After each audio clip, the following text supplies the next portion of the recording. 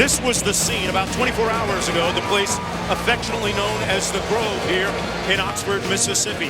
A mad dash, a frenetic one for the best tailgate spots. And then this morning, the scene no less calm as the anticipation builds for the game against the guys in burnt orange. And a couple of hours ago, the Walk of Champions, a procession to the stadium as Ole Miss, led by quarterback Bo Wallace, in amongst their adoring fans.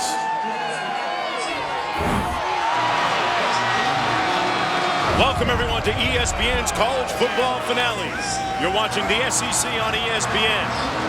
It's the Texas Longhorns taking on the Ole Miss Rebels as Texas makes the trip here for the first time in the school's history. It has been the toughest ticket in town for a number of months. Hello, everybody. I'm Mark Jones alongside Brock Heward.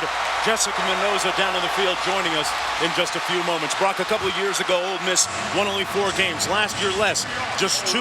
But hope reigns supreme with Hugh, as in Freeze, the new head coach. And they're off to a good start. They're 2-0, and they have fired up this fan base. Hugh Freeze knows. We spent time with him yesterday. He can't go toe-to-toe with Texas tonight. His program's not at that place. But he also knows he has a quarterback that's unique for a first-year head coach. He has tremendous relationship with him. Bo Wallace, his signal caller, was with him at Arkansas State, transferred to a junior college, won a national title, and he's slinging it around pretty good here for Hugh, and that gives these fans some hope tonight. They're already off to a 2-0 start. Let's go downstairs to Jessica. Well, Coach, I have never seen so much burnt orange, red, and blue, and so much energy. Tell me about the atmosphere leading up to this game. Yeah, it's unbelievable. You know, I knew Rebel Nation would show up tonight to be on national TV, and, you know, it just speaks a lot for the passion of these people in this place and what it can become. What do you have to do early, knowing that one of Texas' biggest weaknesses has been their slow starts?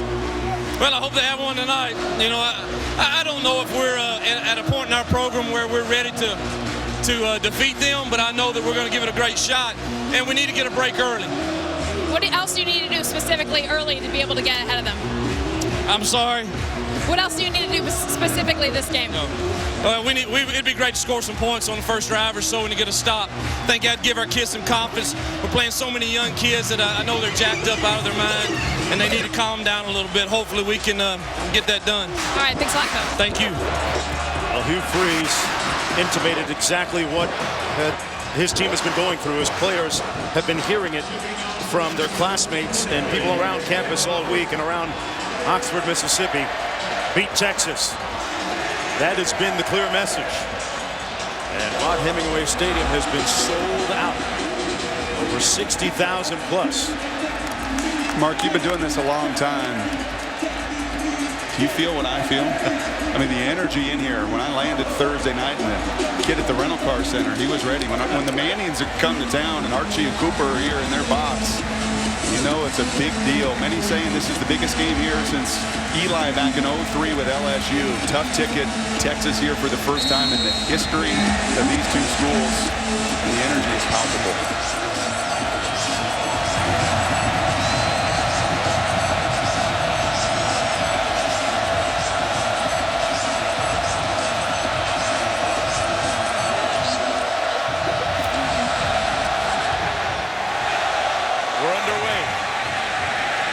Texas won the toss, defers to the second half, and Ole Miss will start things off with a new rule this year on the 25-yard line and not the 20. Bo Wallace, starting quarterback, 6-foot sophomore out of East Mississippi Community College. Native of Tennessee, completing 75% of his passes. He's thrown 5 touchdowns against just 1 interception this year. He's all boy. That's what Hugh Freeze said, must have said to us a dozen times yesterday. He'll cut it loose. He'll just play in the backyard, throw it all over the place. You will see lots of shifts, motion, screens, bubble screens. They know they can't go right at Texas. Watch how much east to west tonight on the field. 1st and 10. 4 receivers out to the left of Wallace. And now Mackey in motion. Mackey takes the handoff up the middle and crosses the 30-yard line. Gains about 5.5. It'll be 2nd down and 5 to go. Mackey, the former quarterback from a season ago. 5'10" senior from Scuba, Mississippi. On 2nd down, It's Mackey again.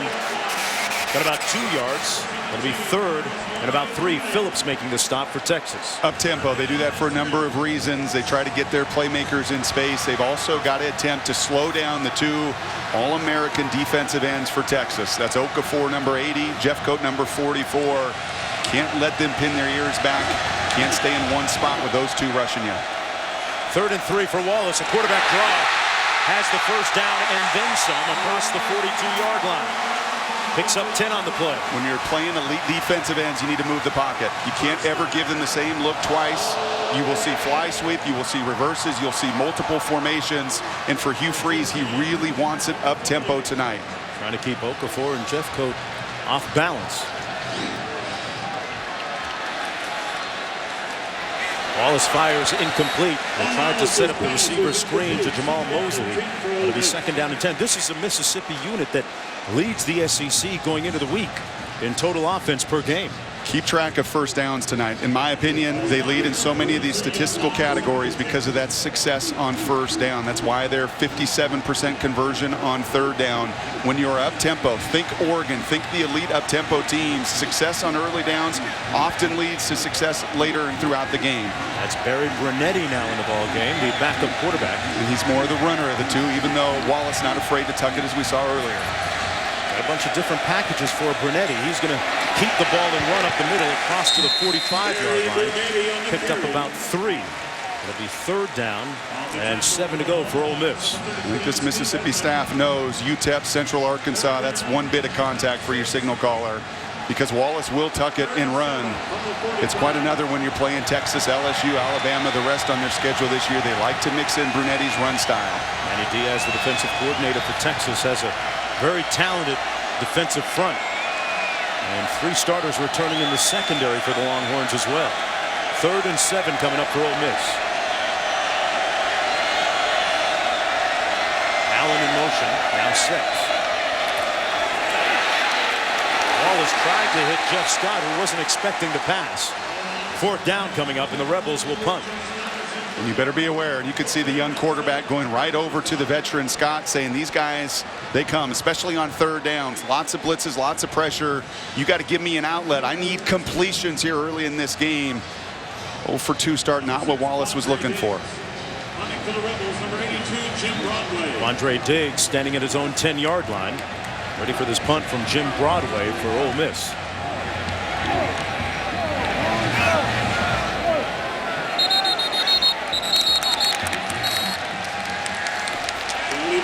Whistle and a flag thrown on the play.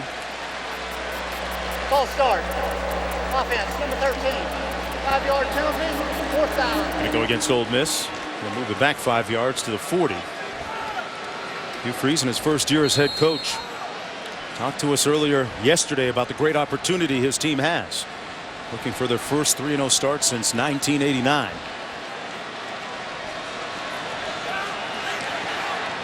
Broadway with a directional kick. And a fair catch called at the 14-yard line by Diggs, where it'll be 1st down and 10 after the 46-yard punt. David Ash, the starting quarterback, a 6'3" sophomore. He's completing 74% of his passes on the season. 3 touchdowns, no interceptions.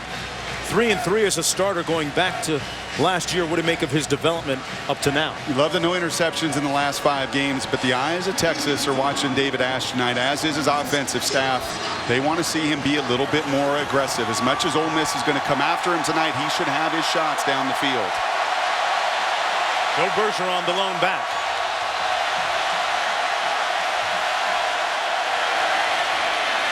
Bergeron with the handoff into the boundary and still on his feet, picks up a 1st down out near the 30-yard line. Got a nice block up front by Dominic Espinoza. Tell us about David Ash and what he has to do. You referenced 74% passing. A lot of it has been underneath. I'd like to see him take some shots down the field. Look at the 2-receiver route here and keep an eye on that single safety. As a quarterback, you have got to read the coverage. When Ash finishes his drop, it's clearly, I'm even, I'm leaving. This ball has got to get up in the air for the big play down the field. Instead, well, he chooses the wrong target. He double hitches. He's late. You got to be aggressive and pull the trigger down the field. Of course, when you wait, it has severe consequences, and Bergeron picks up about 3, running over the left side over Hawkins and Hopkins. And these are big backs against little linebackers tonight. Bergeron goes every bit at 230. Malcolm Brown 225. You'll see both of those men carry the ball, and you've got linebackers that are 203, 185, and the big kid in the middle. Expect the Longhorns to pound an undersized front seven.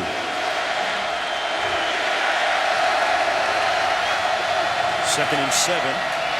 Bergeron again falls forward shy of the 30 at about the 29-yard line. Cliff Coleman making the stop on the play. You talked about Bergeron's size. He's actually 11 pounds heavier than he was a season ago, but teammates actually thought that he lost weight because his body fat unbelievably around 7%. I got a shocker for you. Texas has recruited some really good running backs. Oh, really? They can get some talent down there in Austin, huh? Important on the road, an early third down. The last thing you want to do is let this crowd keep cheering. Find a way to get an early conversion. 61% on third down conversions this season. Ash underneath. Caught by Jackson Shipley, but short of the first down. They'll punt. You will see this throughout the evening. It's what I have seen on film early this year. Lots of underneath routes, lots of checkdowns, shallow crosses. David Ash is accurate throwing there, but Mississippi knows it as well. Expect heavy coverage underneath. They want to see if David Ash can take those shots and beat them down the field tonight. Alex King punting for Texas. And Corvick lead. Back at the 25-yard line for the Rebels. Came after it a little bit, but a great punt by King. And a fair catch all the way back near the 20-yard line. A 49-yard punt. Nothing on the return. That's why they lead the nation in net punting. Back with more in Oxford after this. College football in high definition is presented by Vizio. You know, walking through that grove, Brock Eward, my sensitive palate picked up some shrimp, some beef on the barbecue, a little bit of lobster, some steak, some chicken. I don't think one of the great scenes of college football here in Oxford. I don't think people on a national level understand how many Texans attend the University of Mississippi. There are a whole bunch of them, a lot of the alumni in town this weekend. Longhorns sweeping up about 15,000 tickets reportedly for this game. Bought Hemingway Stadium, which holds a little over 60,000. Ole Miss with the football at the 20. Wallace completes it. Not much room to run for Jamal Mosley. Picks up about 2 on the play. It'll be 2nd and 8. Exactly what Manny Diaz wants. Very little gain on first down. Gives him a chance to stay on schedule with a good second down. Set up all of his blitz packages on third down. We always point to third down. I think the most critical down for Ole Miss, if they're going to get anything going offensively tonight, will actually be first down. So look at the second-year defensive coordinator for Texas, Manny Diaz. Wallace picked off. And this could come back for 6. Edmond. Touchdown, Texas.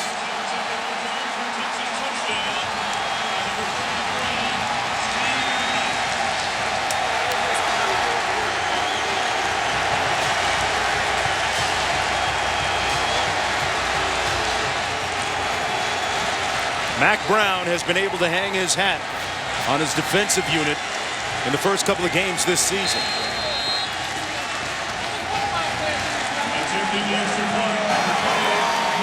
There's an example why. Texas's 4th interception of the season. That one for a touchdown. Nick Jordan's extra point is good. Brock, what went wrong here and what went right here? You've got a young quarterback that's got to be careful tonight. Reading and diagnosing the coverages. That's just zone coverage. That's very, very easy to see. And you better locate the underneath coverage. Your linebackers, you can see him. He thinks his arm strength and he can fit it in there and rifle it through. But when you're playing good zone teams, and Manny Diaz and his unit will run a lot of different zones, you have got to find that underneath coverage. Manny Diaz loves it. And I'll tell you what else. We're going to get to see for the first time Bo Wallace, how he handles adversity. Big play for Steve Edmond, the middle linebacker, the true sophomore. Big fella, 6'3", 250, usually the run stuffer. He gets out in space. Mac Brown loves it. But on the flip side for Bo Wallace, life's been pretty good the first 2 weeks. Been the cover boy. Everyone's been talking about me. Archie Manning's been texting me. Well, now you throw a bad interception, a pick six in front of 60,000 here. How you respond to adversity as a young guy, critical here. Ole Miss in an early 7-0 hole. It's got to slow down. Everything emotionally when you're in a stadium like this as a quarterback. You can't be held hostage by the emotion.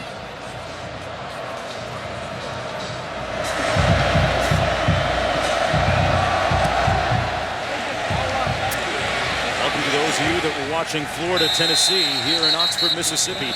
Texas Longhorns lead 7-0 courtesy of an interception return for a touchdown by Steve Edmond on the last play as Bo Wallace threw a pick six here. He's just trying to fit a tight slant into zone coverage. If it wasn't Edmond, it may have been the zone defender behind. And the big run stuffer at 250 pounds knows what to do with it and gets some help from his buddies. And that's a well-coached defensive unit. Everybody finding someone to block. Now we'll get to see the redshirt sophomore Wallace respond, and Manny Diaz is fired up. Texas unit. And Mark Jones alongside Brock Huard. Jessica Mendoza down on the sidelines. Just underway here. False start. We have a false start against the Rebels. 5-yard Against penalty. A.J. First Hawkins. down. This Ole Miss team led the SEC in total offense as the weekend began, but off to a shaky start here in their third game of the season, looking for their first 3-0 start since 1989. Hugh Freeze, the first-year head coach, was here as an assistant under Ed Bergeron, and now back calling the shots. Around the left side, that's Jeff Scott, one of their home run hitters, gets a couple of yards, brought down by Adrian Phillips. Ole Miss will have to try to get their players in space tonight. It's a staple of what they do offensively anyway, with fly sweeps and bubble screens, but especially against Texas's group up front. Look at the two defensive ends. Those are both All-American candidates. Can't play between the tackles against Texas. At least not for Hugh Freeze in year one of building this program.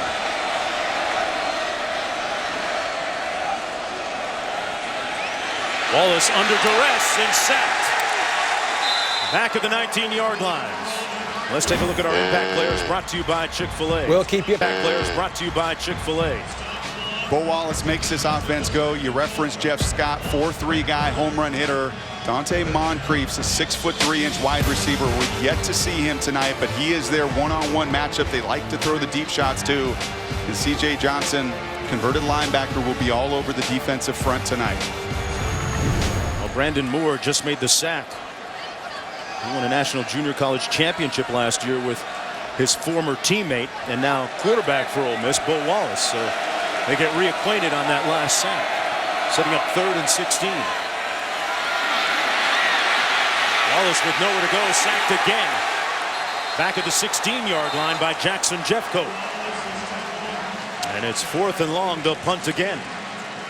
Ole Miss will have no chance this evening against these two defensive ends if it's 3rd and 16 and Bo Wallace is between the tackles. They just can't function in that way. They don't have the talent right now. It's just 72 scholarships for Hugh Freeze. And Jeffcoat, a sack coming into this game, every bit of an All-American, All-Conference candidate at 6'5", 245. And what makes Texas doubly dangerous is right on the other side, Alex Okafor. He was an All-American in 2011 at 6'4", 265. The returning starters on defense for Texas. No snap, and Broadway with the punt. Diggs watching it bounce out of bounds right near midfield. And hey, the Longhorns are going to have good starting field position on this, their second drive of the ball game, when we come back to Oxford.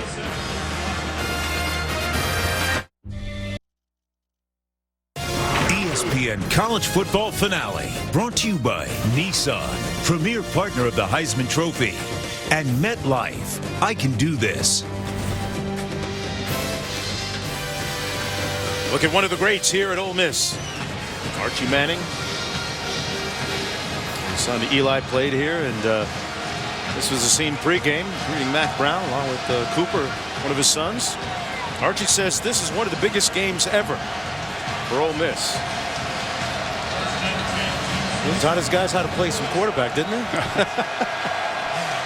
Well, Bergeron in at tailback, first down and 10 for the Longhorns.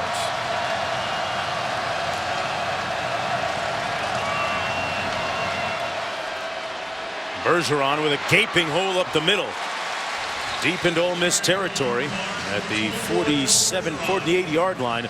Sawyer making the stop on a 9-yard gain. I told you earlier that Ole Miss will be really challenged tonight to run between the tackles.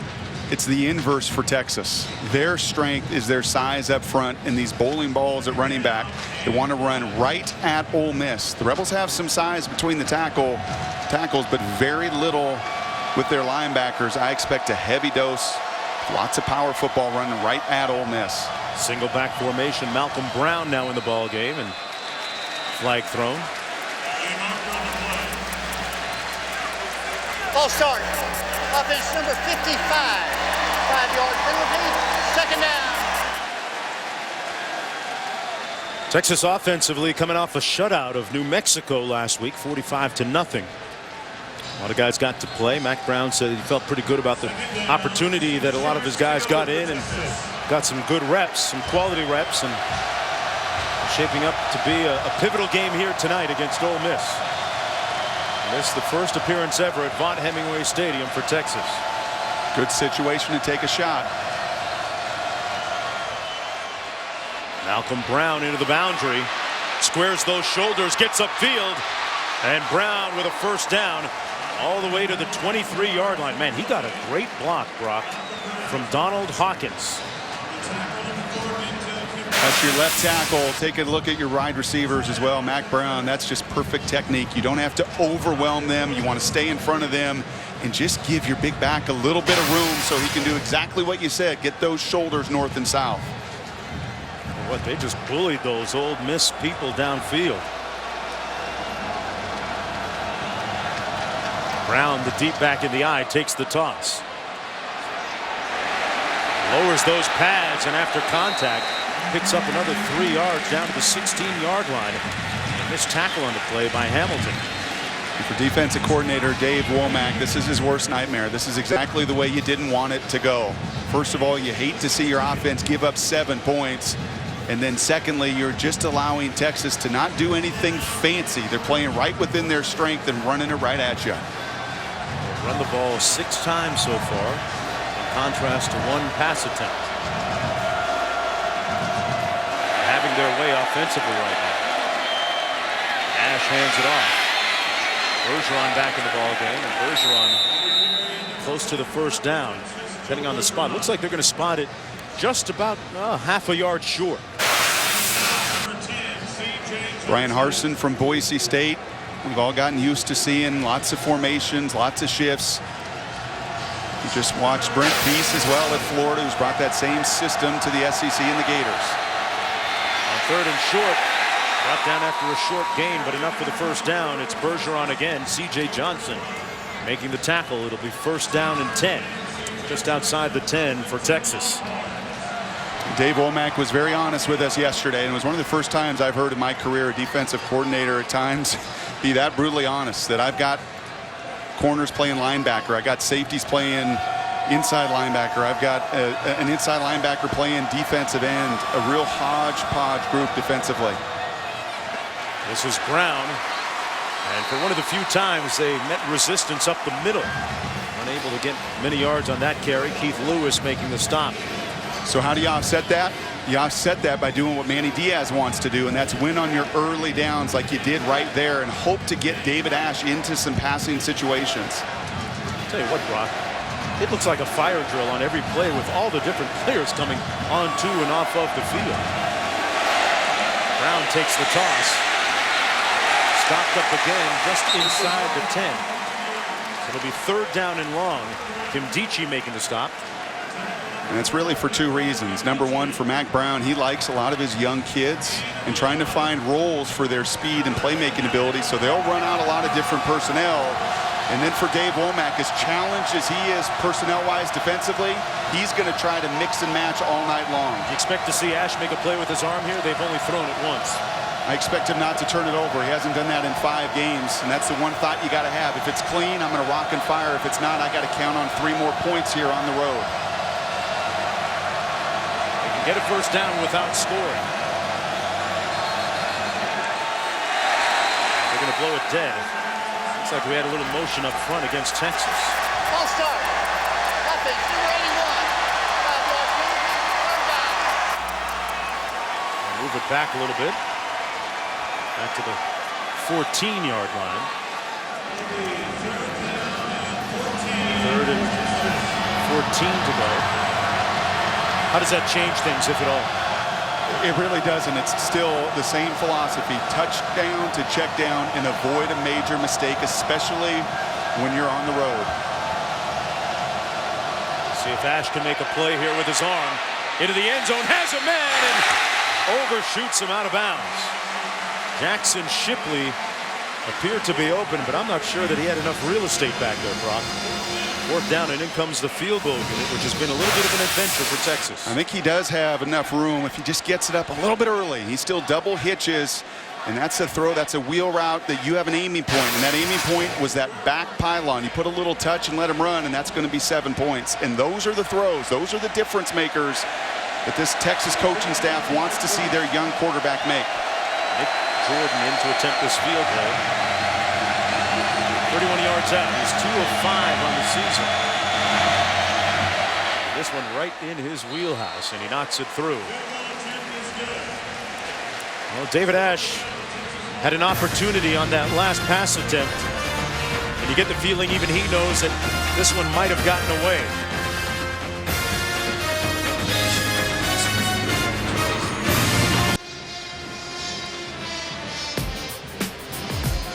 ESPN College Football available anytime, anywhere on your computer or mobile device via WatchESPN.com and the Watch ESPN app. Got that app on my iPad. In me with the airports, hotels, and lobbies, waiting rooms, crown rooms, Admirals Club. Don't miss a thing, bro. That app is really cool.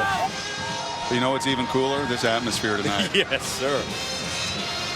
This place is on point, but they could use a little something to cheer about after that 9-play, 40-yard drive, using about 4 minutes on the clock, capped by that 31-yard field goal by Texas's Nick Jordan. It will be imperative for Ole Miss to get something going offensively, to give that undersized defense a break, and also to give this home fan base some hope here offensively. Rose kicking off. It's going to come out of the end zone. Olsen stopped up at about the 10-yard line. Let's go back to Reese Davis in the studio. Reese. All right, Reese back here. First down and 10 for Ole Miss. Ole Wallace doing an interception last time. That one incomplete. You know, he told us in meetings yesterday, this is the biggest game that I've ever played in. I said, really? He said, yep.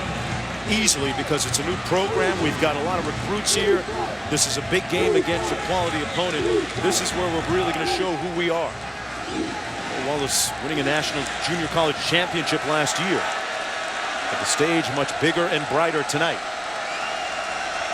Second down and 10. Randall Mackey beside him in the backfield. Fires a completion for the first down.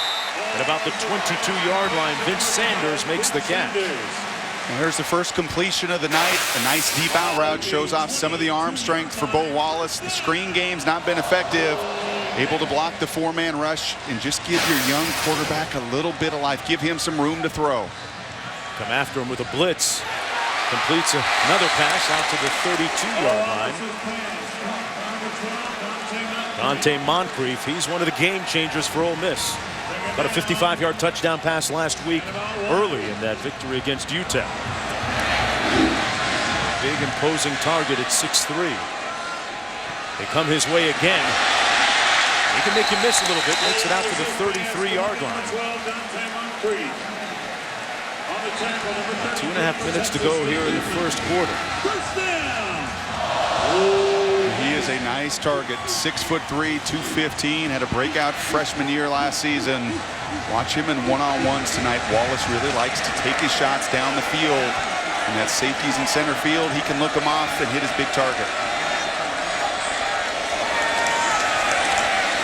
Wallace finds Moncrief again. Moncrief chose Ole Miss over Oklahoma State and a bunch of other high-level programs. Got a lot of talent. All of these out routes will set up the double moves that Ole Miss loves when they take their shots. Flag down. Wallace might have a free one here. Throws it up, and Moncrief makes the catch. There was a whistle on the field. And they're going to blow it dead, it appears. Wow. Ashton Dorsey was the guy that moved up front.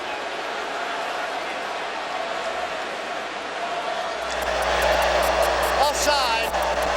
Defense, number 85. You freeze, but rather. Was in the neutral zone, caused the offensive player to move, which kills the play.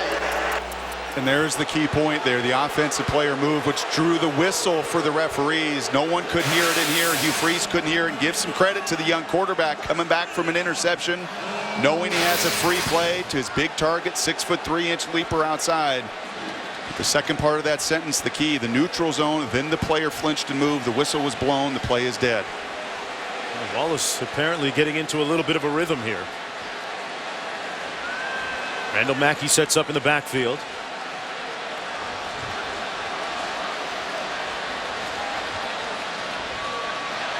Wallace this time swallowed, swarmed, and sacked. Back at the 40-yard line, Reggie Wilson, the first one to get there for Texas. You got to sense blitz. Manny Diaz was very patient early, but you knew he was going to heat it up eventually. You got to feel that pocket and avoid sacks. Hey, Brock, that's the third sack for the Longhorns. At what point do you say you got a problem? Are we there yet? We're getting awfully close. Okay. After this drive, that quarterback coach will be in his ear. First down, you can't avoid the negative plays. Throw it away. Loss of 7 on first down. Wallace given a little bit of time here. Fires incomplete. Should have been caught. That was number 28. Corvick Neat. Couldn't squeeze it. It'll be 3rd and 17 now. I actually think Wallace, who stepped up in the pocket, was looking for his big wideout Moncrief on the boundary. Corvick Neat, he can really run, gets underneath it, tries to snag it, but these are the down and distances that are dead for Ole Miss. And you hate to put it that way because you always feel like you have a chance, but they can't afford to be in these tonight to have any chance. Here comes a blitz pressure look. Wallace getting to a more secure protection. Watch Texas check out. Here they come with some pressure. Wallace finds his man. First down at the 30-yard line, goes right back to Neat. Exactly what I said. You're dead tonight every time it's 3rd and 17, right? Well, over the long haul, you can't afford to be in them, but that time they actually pick up the pocket and give Wallace some space. Nice 30-yard gain down to the 29. Big kid, 6'4". If you can give him a pocket, he will step up into it and fire.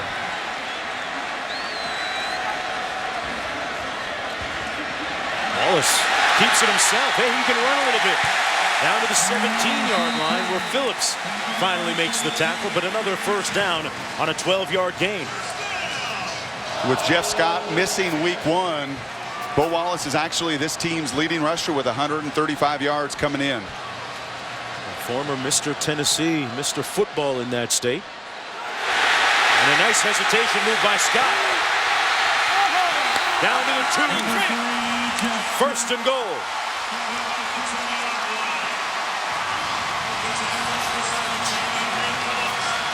They got this Texas defense on its heels a little bit.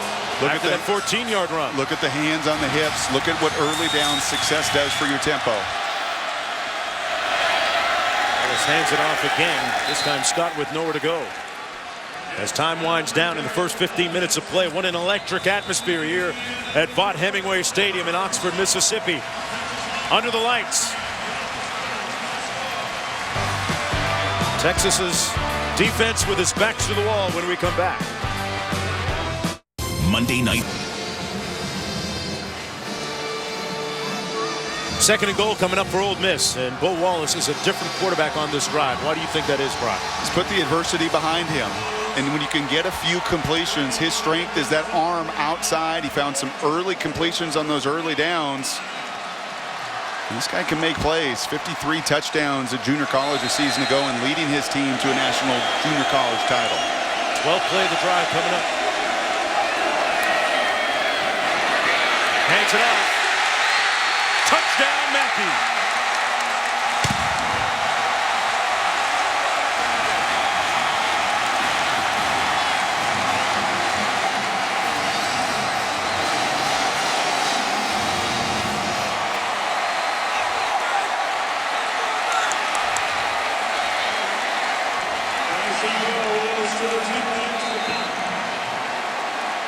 Randall Mackey with his first rushing touchdown of the season, the second of his career. And Bryson Rose in for the extra point.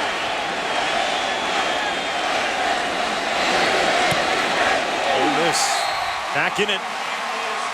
Well, they say that adversity introduces a man to himself. Bo Wallace just got reintroduced to himself a little bit here, and a nice play by Randall Mackey sprinting into the end zone to make it a 3-point game.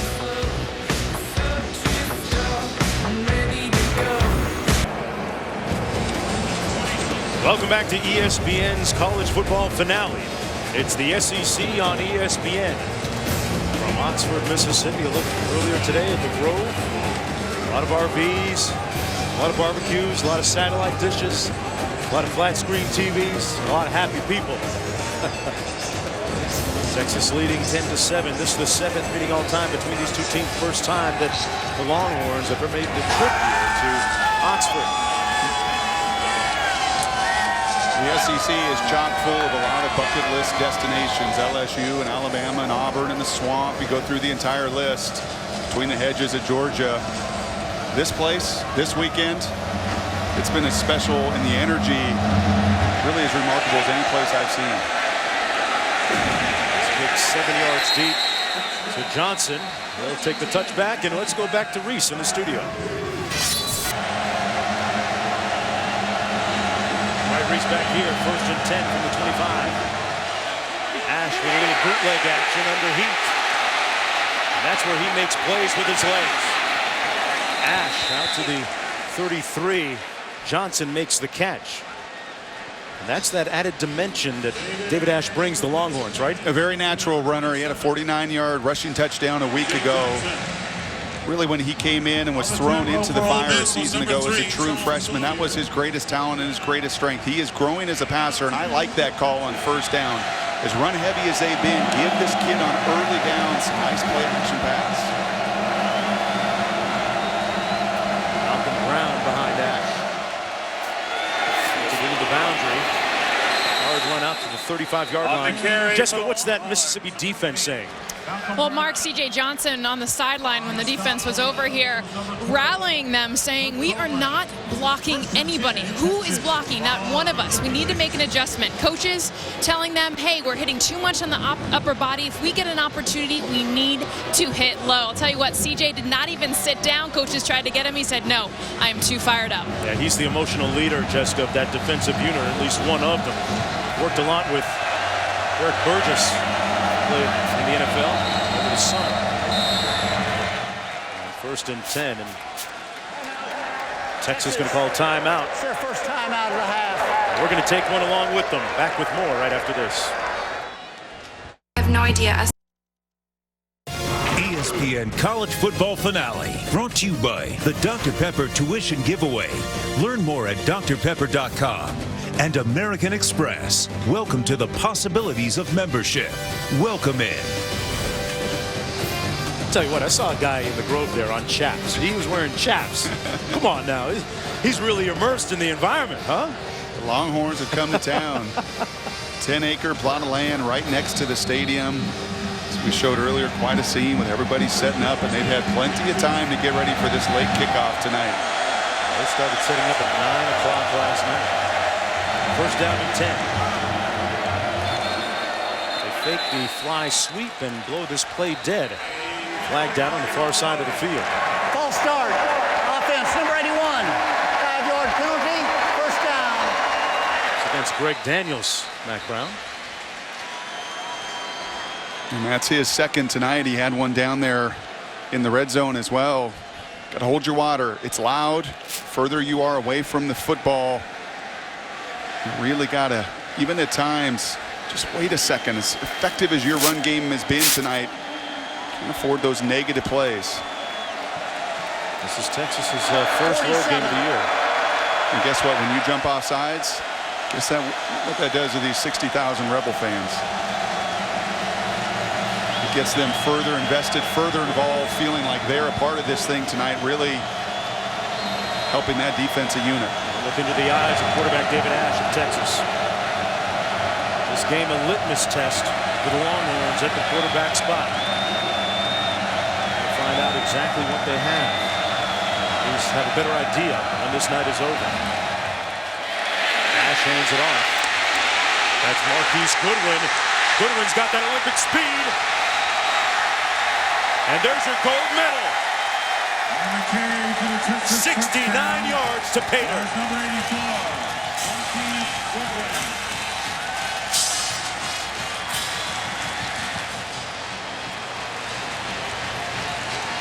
I said earlier that he might be the fastest man in college football, Brock. 27-foot long jumper, 10-400-meter. Charles Sawyer, the safety in the back. Bad eyes. Bad eyes led to a bad step, and one step for this guy, you're dead. Marquise Goodwin, fresh off of a White House visit with President Obama, along with the rest of the U.S. Olympic team. Took a late flight here last night to make it back after missing practice on Thursday to be with his Olympic teammates. And what a week it's been for him. From the White House to the end zone, and a Texas lead by 10 points when we come back. Big man. Gold medalist, and ran a 10.3 at one point, 100 meters. PR'd in the long jump at the national trials. A two-time collegiate champion, four-time conference champ. 10th in the Olympics. Had a tough time there, but what an experience it was for Marquise Goodwin. That play illustrated exactly what Mac Brown had told us this week, how much he likes his speed offensively. It's really felt like they have upgraded there over the last couple seasons. And when you have Shipley and you have Johnson and now you add Goodwin back to the mix, electric. You take one bad step, as Charles Sawyer did defensively, and you get yourself in a whole lot of trouble. Getting down to the 3-yard line. Rebels will start off from the 23-yard line. Let's take one more look at the end of the run. You think Goodwin respects authority, though? Look at the Marine. We told you everybody's fired up in town, even the Marines. He's having none of that. Take your Olympic experience back to Austin. That's Gunnery Sergeant Stephen Roberts still giving it to Texas. Gotta love the enthusiasm of our armed forces. He wasn't going to give way. I don't think he was given any ground. First and 10 for the Rebels. Wallace on the option, keeps it himself. And brought down to the 38-yard line. He's shaken up. He's coming right to the sidelines. He took a hit. Kenny Vaccaro, the hard-hitting safety, sends the quarterback reeling to the sidelines. And he'll be replaced by Bernay.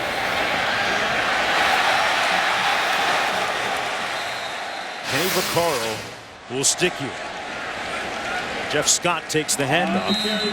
Gains about 3.5 yards on the play, but the question begs, how badly injured is Bo Wallace? We have Jessica Mendoza down on the sidelines. Hopefully get a report from her momentarily. How does that affect what they do? Well, the nice thing is Brunetti was very competitive all through camp. He's already gotten a snap in this game, knew he was going to play with some of what they want to do in their run game. So you're not bringing a guy in completely cold who doesn't know what he's doing. So that at least is a little bit of an advantage. Throws it downfield, and a great catch. Moncrief on the loose. Touchdown.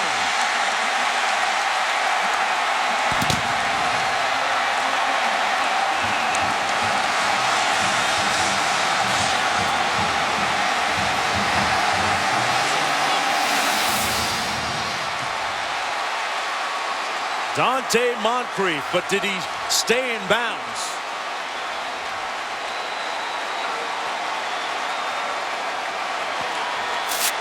All plays are reviewable, but what an effort by Moncrief. If it stands, it'll be his second touchdown in successive weeks. We asked C.J. Johnson, the linebacker, yesterday who the best basketball player is on the team. I like asking that question because all these guys fancy themselves as hoopers. And he said, I don't know, but I know that Moncrief can go up and dunk like nobody else at 6'3". He showed you his leaping ability going up over the 5'10" Diggs. And does he step out of bounds? That's in. It's going to be this right foot right here. Ooh, that's close. Indisputable? I would say not, but wouldn't be the first time I'd be wrong on those. Critical of what's called on the field. What was called in live action was a touchdown. It's got to be indisputable visual evidence as we zoom in. I just don't think from that angle I see a clear enough picture. That's not definitive for me. I don't see green that separates, but I also can't conclusively say that his foot is on the white either. They're showing it on the big screen here at Vaught Hemingway Stadium, and the fans doing their best to lobby the review official. And that one's a better look of looking like it's in. That's in. It's not the role of this replay booth to judge. It's got to be clear evidence. Boy, Moncrief making some big plays in this ball game, even if it is out of bounds. Still a nice catch and a first down, if nothing else, for Ole Miss. And he was telling us earlier in our meeting that he witnessed the sight of a couple T-shirts on campus this week. T-shirts that read "Free Moncrief." He'd never seen those ones before. And what a confidence builder for your backup quarterback to come in. You asked me, how does that work? Well, you give Brunetti a big target outside, you throw a fade route, and you trust and you believe that he's going to go and make that catch. High pointed over Diggs, their best corner. Freshman All-American a season ago, but he is just 5'10". That's 6'3" on 5'10", and a guy with tremendous high point ability to go up and get the ball. See Moncrief there looking at the big board replay and putting his arms up saying, no, that's a touchdown.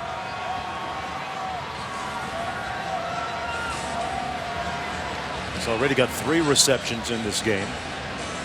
They're taking a real long and hard look at this.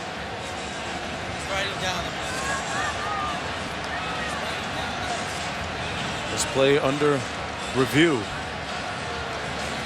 You want to slow down a defense. You want to slow down some blitz and some rush. When you get one-on-ones, attack it and take advantage of it. After further video review, the runner stepped out on the 23-yard line. It'll be 1st and 10 from the 23. What that also did during that replay is it bought a little time for Bo Wallace, perhaps on the sidelines, the injured quarterback.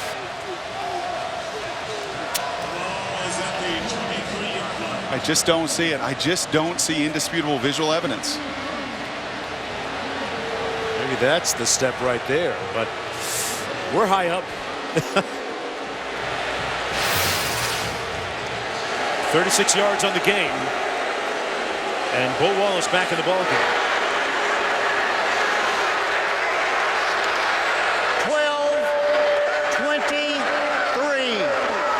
23.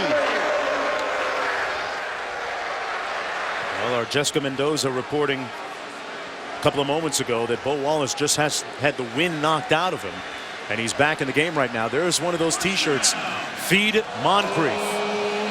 He got fed on that last play. Not full yet, though.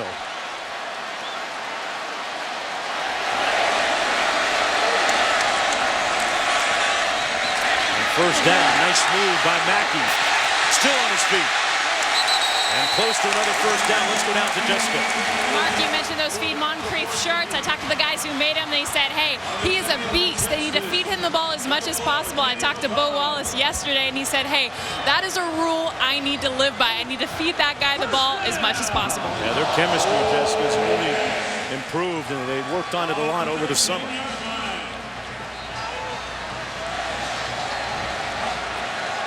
First and 10. Looks like press man coverage when those corners are pressed and their eyes are not looking in. Now you see Texas maybe changing and giving the quarterback a little different picture. But when those corners are in press, looking at the receiver not in, a good indicator of man coverage. Looked like a lateral out of bounds, and they're going to mark it at the 21-yard line. That was a lateral intended for Randall Mackey, and Mackey never had a chance. It was thrown way behind. We've seen 2 or 3 of those tonight, and to me that's a young quarterback in an environment he's not been in yet. You just got to slow down. You can't throw 90-mile-an-hour fastballs when you're 15 feet away. Got to give your skill position guys a chance to make some plays. You can't put a lot of air, not with the speed that Texas has. But it can't be that firm. Loss of 8 on the play. 2nd and 18. Wallace began his collegiate career at Arkansas State. Hugh Freeze was a coach. They set up the screen, but it was blown up. Incomplete, intended for Randall Mackey. After Wallace didn't find the success he wanted, he was the number 3 guy at Arkansas State. He transferred, went to junior college at East Mississippi Community College, won the national championship there, and then was recruited by a number of high major teams, including Baylor, Mississippi State, Indiana. And it was on his way back from his trip from Baylor that he got a phone call from one of the Texas coaches that said, basically, we don't think that you need to come and visit us. We're happy with the quarterbacking situation we have, i.e. David Ash and Case McCoy. And that storyline, one of the backdrops for tonight's game. Timeout on the field. Back with more from Oxford, Mississippi. Coverage of Monday Night Football continues next week, 6:30. It's Monday Night Countdown served by Applebee's. Then at 8:30, Peyton Manning in Denver take on Matty Ice in Atlanta. Monday Night Football, Broncos Falcons, Monday, 8:30 on ESPN. 3rd and long for Ole Miss here. When you look at their place-kicking woes, is this maybe 4-down territory? I don't think it is.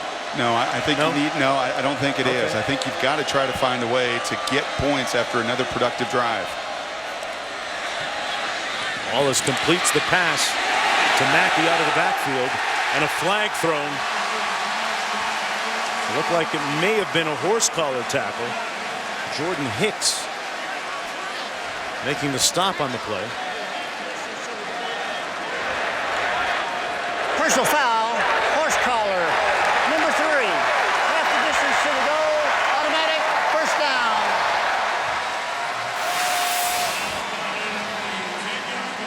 Yeah, that's pretty clear outside the tackle box, the back of the jersey. To pull him down, that's exactly why that call is in place. You're trying to avoid injury, and unfortunately for Hicks, he's the one limping off the field, the Longhorns' leading tackler. A guy who they look to for leadership. Moncrief outside. First and 10. Mackey this time. Mackey stopped up. Actually, that was Wallace on the carry. Kept it himself. You know, we saw him get shaken up a few moments ago. Is there a tendency for him to be a little too all boy?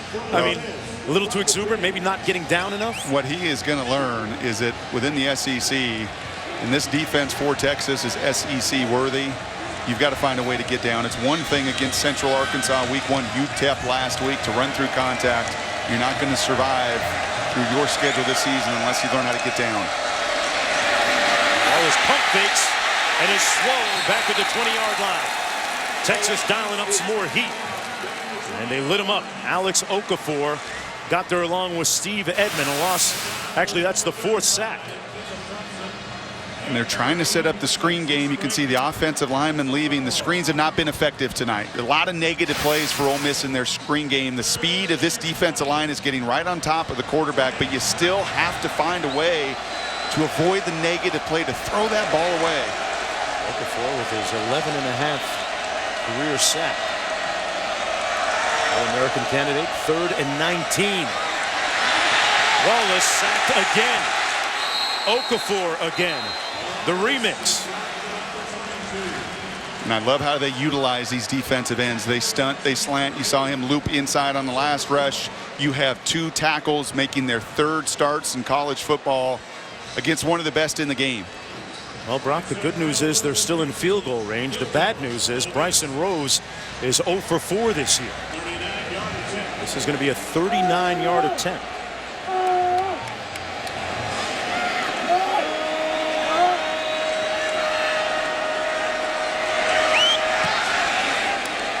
wrong with that one.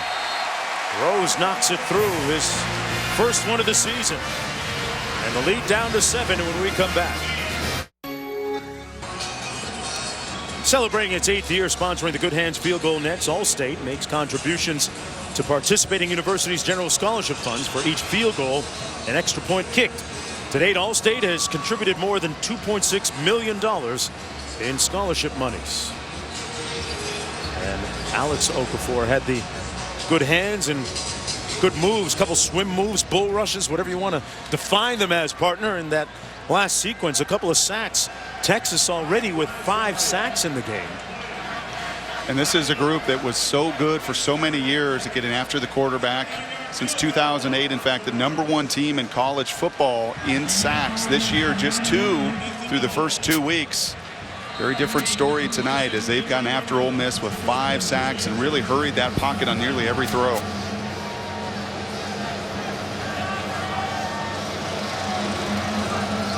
Seventh meeting all time between these two teams and the first appearance by Texas in Oxford. Johnson going to run it out. Jay Johnson dropped at the 18-yard line. Let's go back to Reese in the studio.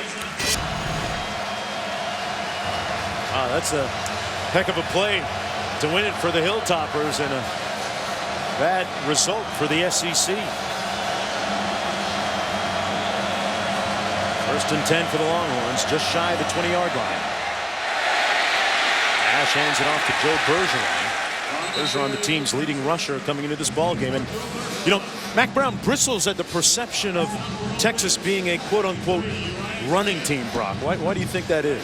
Well, he just wants to make sure that they develop their passing game well enough so that the elite quarterbacks from around the country know that they can come and develop here, just as Vince Young and Colt McCoy had in the past. Nothing wrong with playing great defense and running the ball. Ash slings it, completes it.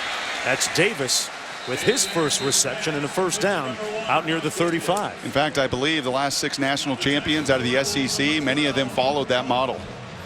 Works pretty good. And the guy down in Alabama playing defense, running the ball, finding enough in your passing game, and that's really it. Finding that other added element so people can't load the box against your run. That was the 100th career reception by Davis. Ash keeps it himself. Remember, he had a 49-yard touchdown run last week against the Lobos and crosses the 45 out to the 47-yard line.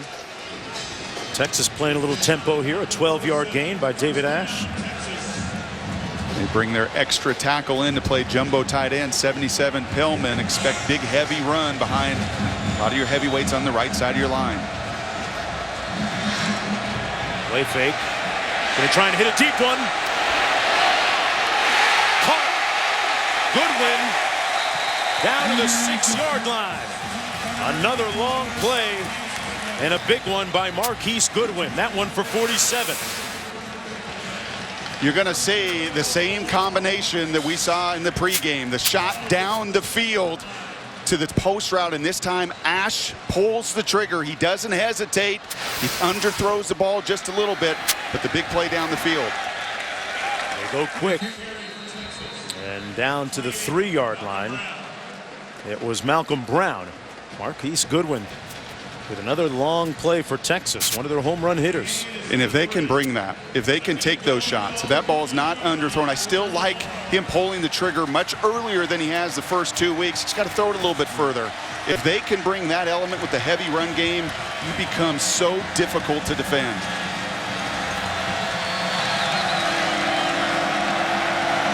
Malcolm Brown dotting the I on 2nd and goal.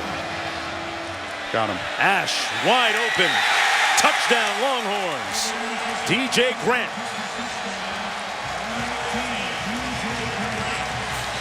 Now be careful about that Marine down there. I don't know if he's still barking orders, but that was a very effortless drive, and that's what happens when you mix some of that run game, and they came in with that heavy package and everything said run, run, run to Ole Miss, and they fool them and take the shot down the field, and you can see the sidelines liking that element. You add some efficiency down the field, the play action pass, the run, the screen game, the speed with which we've seen. Now you become a pretty dominant offense paired with a really elite defense. David Ash with his 4th touchdown pass of the season, 8th of his career, and They got a little bit more development out of him on that last. Quick to pick up the phone and call after that.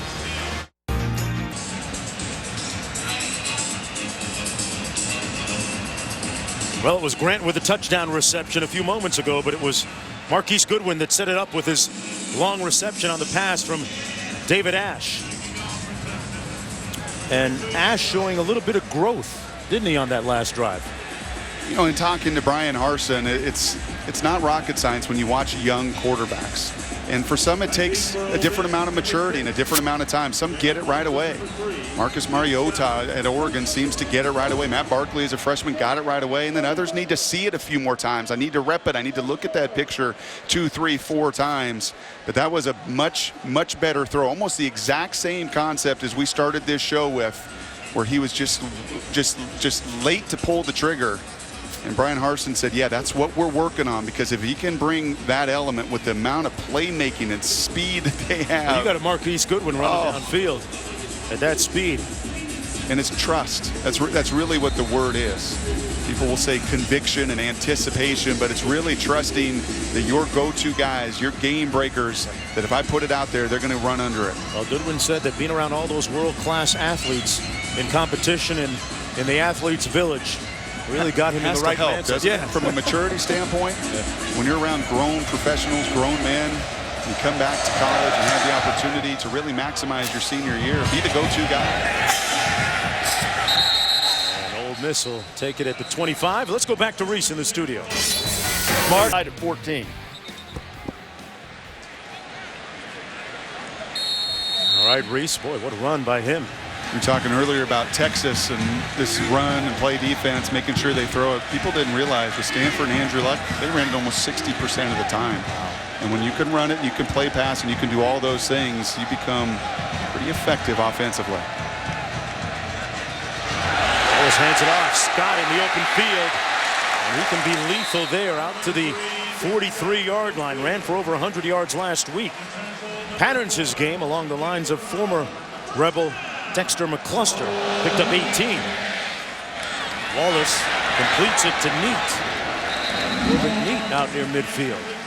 Tempo, and more speed, right? And you're seeing the effective drives are those in which they get something on first down. So they get this defense on their heels. So they're not able to line up and get all their stunts and all the blitzes and really get after the quarterback.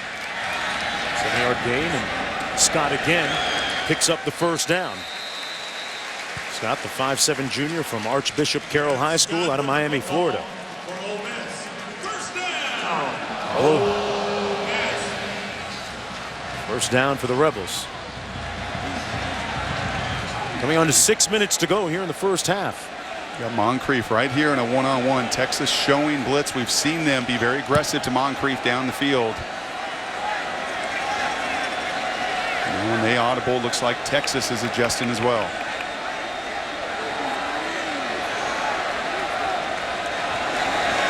Wallace looking Moncrief's way, and he's picked off. Diggs winning this battle. And Scott makes the tackle on Diggs at the 25.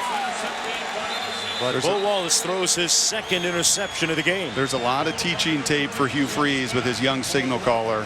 It was man-to-man and blitz look early, and then Texas falls out of it. And you see the difference with the corner. You see Diggs looking back the whole time at the quarterback. That tells me I'm in 3 deep zone. You don't have a throw there just because you had the picture beforehand. When the picture changes, you just can't throw it up for grabs. Not against a freshman All-American like Diggs. Diggs with his second interception of the season. And they called a personal foul against Ole Miss at the end of the play.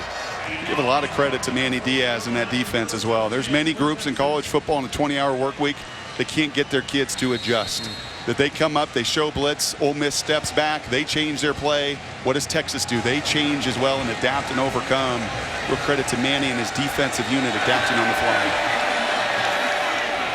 Bergeron in the tailback.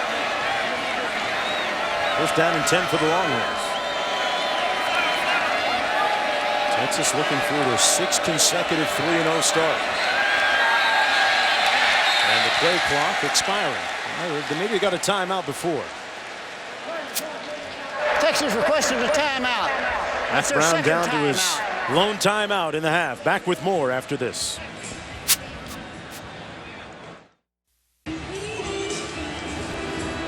Mack Brown in his 15th season on the sidelines for the University of Texas.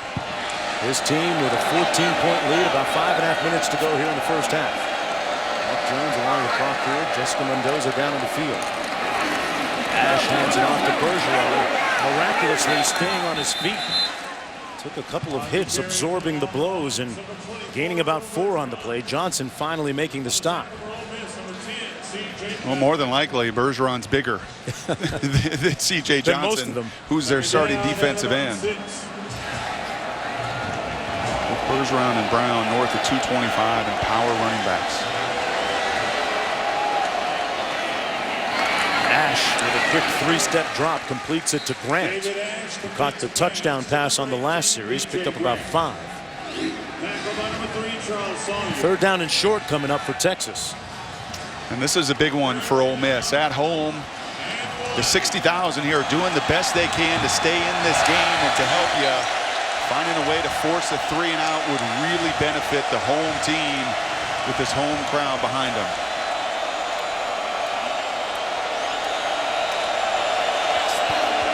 Joe Bergeron going to take a direct snap here. That's Jackson Shipley on the handoff, and they get the first down and then some. So Brian Harsin, the offensive coordinator, dialing up something a little sexy that time, Brock. And it's sure nice for Brian Harsin to have multiple weapons that he can be interchangeable with, that he can run that fly sweep with Goodwin and with Shipley, and then with Shipley he can rise up and throw that pass too. Very multiple. It's so many of their different position groups. Malcolm Brown now in a tailback. Ash completes this one in the boundary. That's Davis with another catch. Under 4 minutes to go. Texas with just 1 timeout remaining. Number 4, Denzel Kempisi. 5-yard gain on the play. And number 25, Cody Pruitt. David Ash, you'd have to say so far, unlike his counterpart, Bo Wallace really managing this game well. Error-free. Avoiding the critical mistakes, playing with a nice sense of urgency. Malcolm Brown out of the backfield. And Brown pushed out of bounds just barely at the 34-yard line, picked up 6. And he's getting a lot of help, and he's getting a lot of help in that run game as well. The fly sweep, the big backs, everything really working for Brian Harsin. And they wanted to see it. They wanted to see a little bit of adversity on the road, loud stadium, their quarterback managing all of it very well right now. Ash hands it off again to Brown again. And Brown picks up a couple. Well, folks, Sunday on baseball's biggest stage, Bryce Harper and the Nationals have built a large lead in the NL East. They face the division rivals Braves, who are in the wild card race. Sunday Night Baseball, presented by Taco Bell. Nationals Braves 8 on ESPN. 2nd and 7. Ash has connected on his last 7 passes in a row.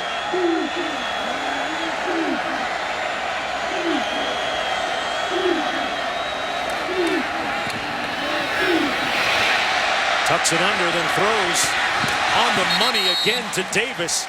And a first down at the 15-yard line. You know, there was speculation that Case McCoy might actually give David Ash a run for his money to win that starting job, but Ash won the job earlier this year and has started off well here the first 3 games, Brock. And he's playing with a lot of confidence tonight, maybe even more than I've seen the first 2 weeks. Been efficient the first 2 weeks, played very smart, but he's adding more playmaking tonight. Handed off to Brown. Brown breaking tackles. Down to the 12-yard line. Got about 3 or 4 on the play. Malcolm Brown. We talk about Ash's success this year. It actually goes back to the end of last season when he was voted the offensive MVP of the Holiday Bowl. And this is tremendous tempo. This is what Brian Harsin wants to evolve to push the tempo. Quarterback's responding well. Bergeron back in. Boy, Texas hammering away with that 1-2 combo punch in the backfield. A 6-yard pickup. 3rd down and short coming up. What do you like here in terms of play calling? You throw it? Well, the advantage you have is right now you like everything. On Brian Harsin's call sheet, there's nothing that they're doing right now, Ole Miss, to slow you down and stop you. Bergeron, the deep back out of the eye.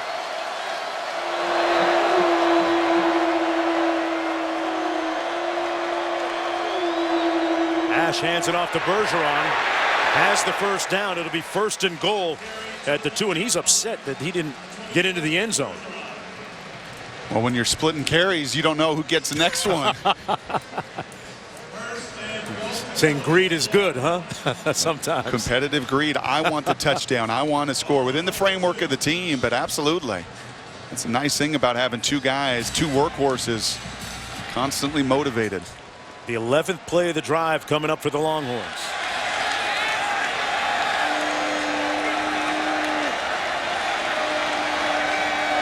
Bergeron in the backfield. Dotting the I. On the ISO, he takes it the other way. Still no signal. They're going to mark it short of the end zone. It'll be 2nd and goal. And you're right, the whole play said right. You got the big pulling guard, and instead Bergeron cuts it back, and you still see the strength as he almost drives 3 Rebels into the end zone. Plenty of time, no need to panic. You have your timeout. 8 seconds to go in the half.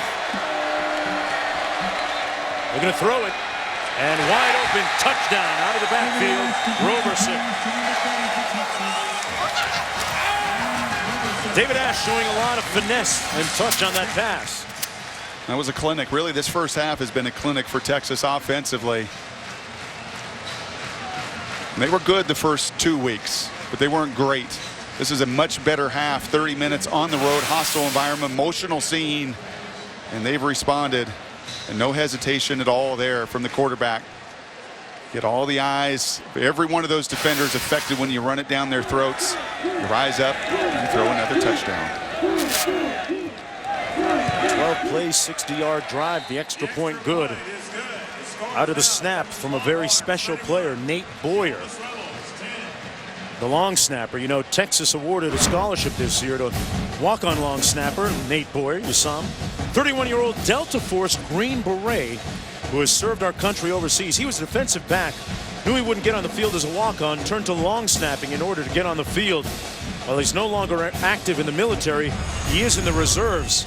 And he was overseas in the Middle East, although he wouldn't tell us where, this summer. He took his shoulder pads and a football so he could practice long snapping while on deployment. He is our Edward Jones FaceTime profile this week. And talk about somebody who's deserving. And for all the people in our military that serve us and keep us free and safe, congrats. And a special shout out to him, Nate Boyer. And one of yours getting it done. How about the youngest ever? How does that not stand out to you? The youngest ever in the Delta Force. Speak of the maturity of Goodwin from the Olympics. Think of his maturity and what he has seen and he experienced. He says he's actually nervous in a game like this. What are you nervous about? You faced real live action. I mean, live in a different sense. Well, what's just tremendous for Mac Brown as well to teach his team and his young guys is that if he focused on what he couldn't do, he'd quit. Yeah. Instead, he focused on what he could do, and that's to long snap, to play a role on this team. And if everyone just does and plays within their role, there's plenty of talent here, enough talent to win this Big 12. Texas leading by 3 touchdowns, 31-10. 12 seconds to go here in the first half. Longhorns split it down to the 17. Comes out to the 32-yard line. Justin Bigham on the kickoff return. 8 seconds to go. There's a reason that he's all smiles. And it's about more than football. 8 seconds to go. And a complete first half for Texas. That's exactly right. You've scored defensively. You've sacked Ole Miss 5 times. Some of your tackling's not been as secure. Manny Diaz has been fired up as usual, and he'll have some points of emphasis for his defensive unit. But to really hit and harass the young Bo Wallace and force him into many mistakes in the first half. Wallace keeps it and runs it. Ole Miss with a couple of turnovers that turned into 14 points. A disappointing look etched across the countenance of head coach Hugh Freeze as his team trails by 21 at the break. Ash looked real good in that first half. Right now, let's join Reese Davis for the halftime report. All right, Jones, Lou Holtz, Mark May alongside. Number 2 is in a world of trouble on the farm. USC and Stanford. Look at Matt Barkley firing one and getting his man. That is Silas Red Silas Red getting the block and setting it down to set up the USC touchdown. Stephon Taylor, Mark, has been the best player on the field tonight from Stanford. He definitely has, and he will not be denied on this play. Terrific job on the dump pass right here, but he just wouldn't let the USC defenders tackle him. In a 14-all game, Nunes, Zach Ertz, Josh Nunes has been tough and solid. Barkley's thrown a couple of picks. 21-14, and Stanford just got the ball back with plenty of time to go in the fourth. We'll keep you up to date. This is Michigan State and Notre Dame. Old Sparty running through the smoke. How about Everett Golson? John Goodman. You liked him in Roseanne. You loved him as Big Dan Teague and Oh Brother, Where Art Thou? And Notre Dame loves him in the end zone. Oh, just a great catch, one-handed, even though there was pass interference on him. Why are you scowling at me, Mayday? Did you pick the Spartans to win this game? I've been on Notre Dame's bandwagon so far. Look at Everett Golson. As I said, after that touchdown, that was enough to win. This has been all Notre Dame. Michigan State, which showed some offensive struggles in its season opener against Boise State, has certainly had offensive struggles in this game as well, but the Notre Dame front seven has been terrific. Oh, their entire defense has been. I mean, they've just dominated them up front, as I felt they would going into this game. Notre Dame's a vastly underrated football team. They're good, solid, all the way along the line. But perhaps even more importantly, without Andrew Luck, with some changes on the offensive line, Stanford has been the more physical team against USC, which has been playing without Khaled Holmes as starting center. They've dominated the line of scrimmage in this game. They have over 150 yards rushing. They've held USC to less than 50 yards rushing, and they're deep into the fourth quarter. They have the 7-point lead, and if you look at this game, there's a lot at stake for USC. National championship implications, Matt Barkley and the Heisman implications. Right now, Stanford has their number. They've won 3 in a row. Think of this. Matt Barkley's never defeated him. He's 0-3. Lane Kiffin is the head coach. He's never beat him. He's 0-2. Stanford's never beaten USC 4 years in a row. No, this will be the first time. Every other time, Southern Cal's come back to beat Stanford. At Stanford, every time they lost 3 in a row. And the other thing, when you're one-dimensional, and if you look at this USC team, they count on those wide receivers so much in the passing game with Matt Barkley. If you can't line up and knock people off the ball and run the football and gain 3 or 4 yards when you have to, you're not going to win big games, particularly on the road. USC's not doing that. Look, I'm still a fan of Barkley. He's a terrific player. Yeah, you gave balloons last week and confetti for his birthday party. I did. Well, what in the world should we get for Stephon Taylor? He's been the best player on the field, close to 200 yards of offense right now, and Stephon Taylor's trying to salt away this thing for Stanford. We'll keep you up to date throughout the rest of halftime. 21-14, the Cardinal on top of number 2, USC. Florida and Tennessee, it felt like old times. Boy, the Vols look to be on the verge of breaking a hex, and then the Gators chomped down.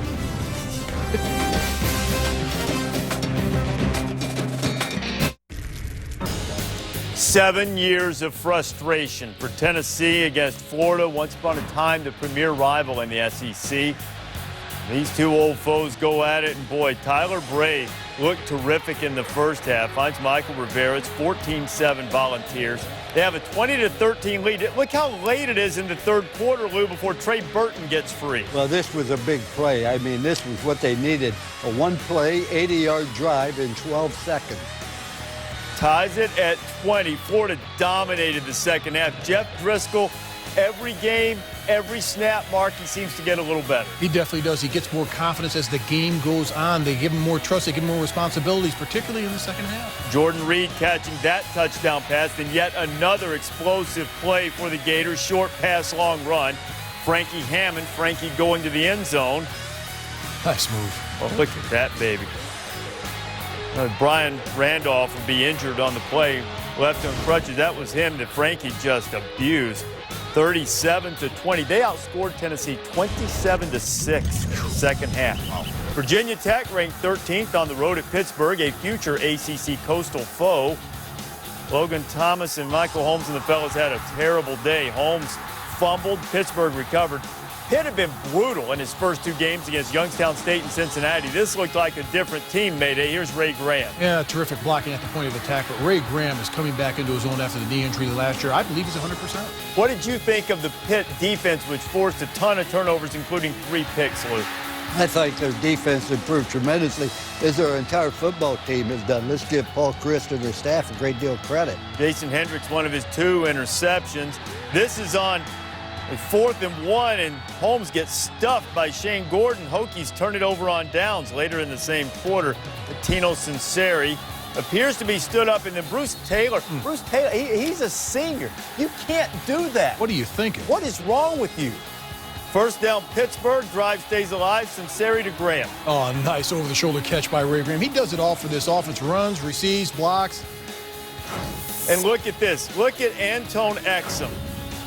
He's offside, and he didn't even get in the play. The field goal was good, but the penalty gives him a first down, so Paul Christ says, let's take that baby off the board and ice it. Sinceri, who threw for 283 yards, to Mike Shanahan, 35-17, a huge win for Paul Christ's team, and a devastating loss for Frank Beamer's team. Beamer pointed out during the week, last 2 times Virginia Tech had gone to Pittsburgh back in the old Big East days. They went up there as favorites and lost the game.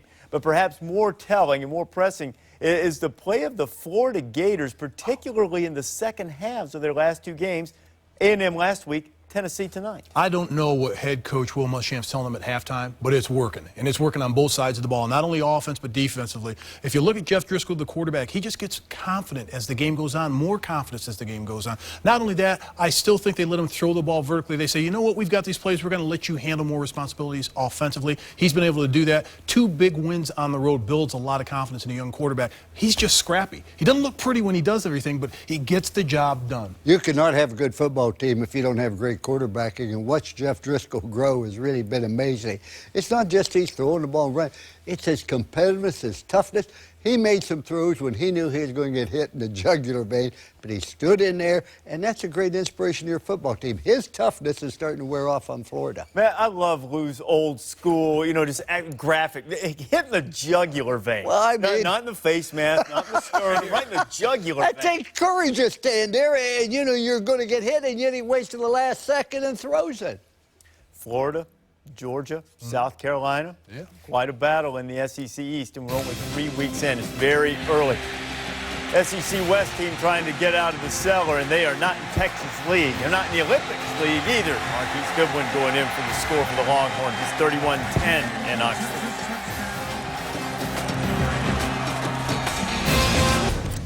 At Camp Randall, Utah State trying to beat Wisconsin. Josh Thompson, his first field goal attempt of the year. 5th quarter's on, and it'll be happening. Hey, Bielema fired his offensive line coach last week. He fired his quarterback tonight. Danny O'Brien replacing with Joel Stave, and Wisconsin escapes. Cal and Ohio State.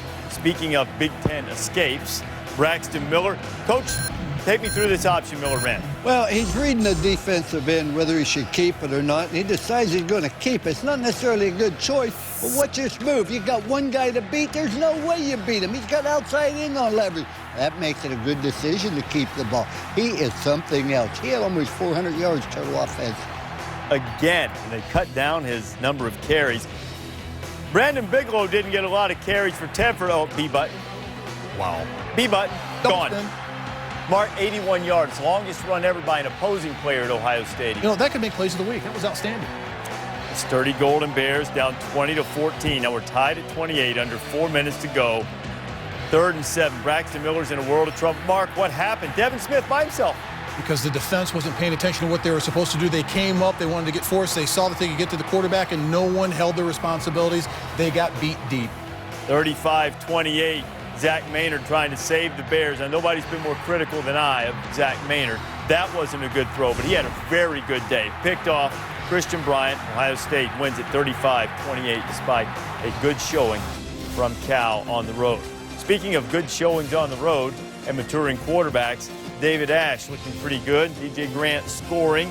31-10 Texas at the half.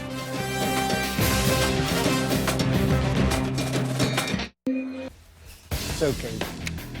Back here at halftime, USC and Stanford getting right down to the end of the game. This is USC's last chance. 4th and 4, got to convert. Barkley to Marquise Lee. On the field, ruled incomplete. They looked upstairs and properly overturned the call. It was a completion, but now SC faces a 2nd and 22 from inside its own 45 with just over 40 seconds to go, and Barkley just got sacked. Stanford a little over half minute away from knocking off the #2 team in the land and beating the Trojans for the 4th straight year. Texas got things rolling offensively and defensively. Longhorns are on the road and they're up 3 touches.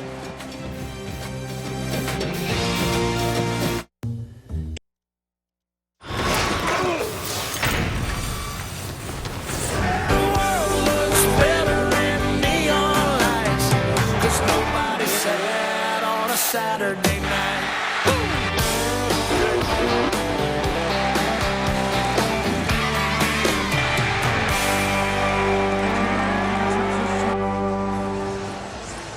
Well, you never know who's going to have the last say. It looked like it was the Marine on that touchdown, but right now it's Texas with the lead by 21 points here. It's the SEC on ESPN, and welcome back to ESPN's college football finale. Daunting task ahead for the Rebels, who trail at the break as we get ready for the start of the 3rd quarter. Mark Jones joined by Brock Heward, Jessica Mendoza down on the sidelines. You know, this Texas defense, Brock, coming off a shutout last week, 45-0 against the Lobos in New Mexico. And defensively, they really set the tone tonight, Texas did, early in the game. And when you can do it up front, you make life really, really difficult on a young quarterback. Bo Wallace was the story here in Oxford the first 2 weeks of the season. #8 passer in college football. But 2 grown men at defensive end for Texas. It made Bo Wallace very uncomfortable tonight. That's Jackson Jeffcoat, and it's Alex Okafor. 5 sacks against the young sophomore quarterback, just making his 3rd start. And when it comes in your face and you feel that pocket squeezing around you and you can never get into rhythm, never get into tempo that Hugh Freeze loves to do offensively, makes your first half very, very difficult. Credit that defensive line for Texas. They were difference makers. Yeah, the 2 interceptions that Bo Wallace threw resulted in 14 Texas points. And to make matters worse, the Longhorns will get the ball to begin this 3rd quarter. The Longhorns have scored on their last 5 possessions. This game, a defining game of sorts for both teams for different reasons.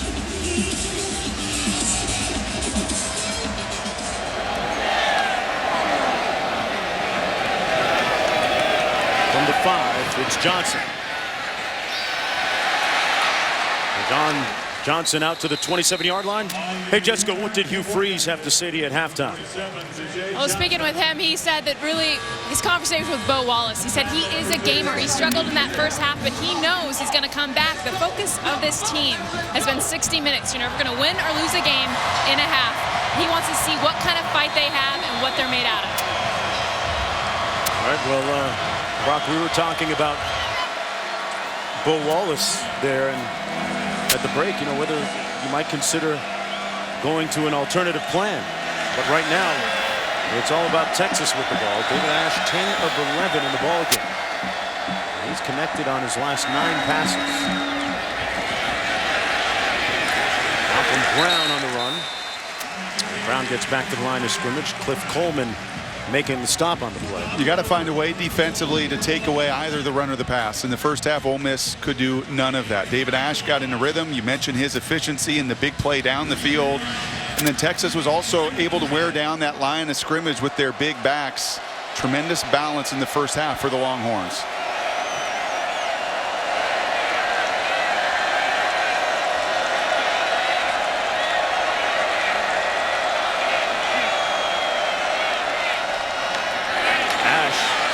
Completes it. Shipley.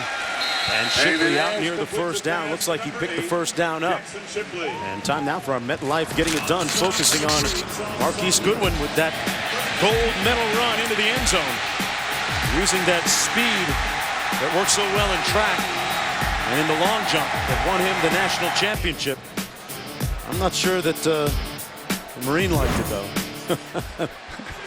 Can't see that enough. Malcolm Brown on the catch. What do you think he was barking at? You can't handle the truth? Well, they could utilize some of that intensity defensively because Texas just had their way with them. And when as an offense, when you can run the ball effectively, and then it's pitch and catch, and then it's the shots down the field, and it's the explosion plays, you feel good about everything you did in that first half. And then coming out the second half the exact same fashion. They hand it off again. The right side, it's Malcolm Brown. On the carry, he crosses the line for the first down. Let's go back to Reese in the studio. Got. Wow, unbelievable. Ash taking a shot downfield. Davis, the intended receiver, and a flag on the play. Defended by Cliff Coleman. They're going to work on him. Davis with the decided height advantage at 6'2". A lot of hand fighting. I think the original signal is going to be pass interference against Ole Miss. Okay. Pass interference, defense, 15-yard penalty, automatic, first down. A little bit underthrown once again. Ash just pulling the trigger. We'll talk about that, I'm sure, in the second half. He's being more aggressive.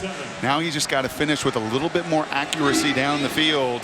But nice to have your receiver fighting them. Oftentimes when they're fighting back for you and that cornerback's out of position, you draw that 15-yard penalty. Ash is connected on his last 11 in a row.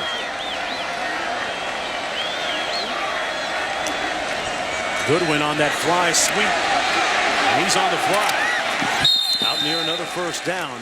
They're going to give it to him. Got a nice block on the edge from his fellow receiver, Mike Davis, and he picks up 11. Stop number 5, Mike Crawford. Good shot at Davis, just getting right in there. And he just, as a coach, you love that. And that's why Mack Brown pointed it out to us this week when asked about his offense. He talked about the playmaking and the speed and the development of his quarterback. He also talked about everybody buying in. And really, that's reflective of it. When you get guys playing their role, buying into their role, doing the little things, then you start to dominate a game. And that's what they've done here tonight. Ash fakes it and hands it off to Brown. A little bit of trickery, great dexterity, and Brown putting some muscle in his hustle inside the 10, and it's first and goal. He ran over the safety, Charles Sawyer.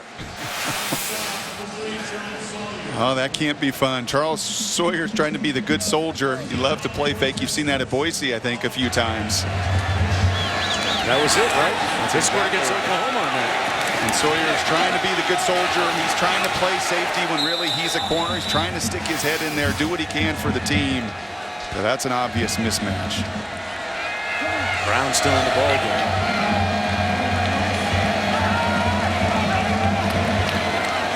Takes the handoff. Actually, that's Monroe. DJ Monroe still on his feet. Touchdown, Texas.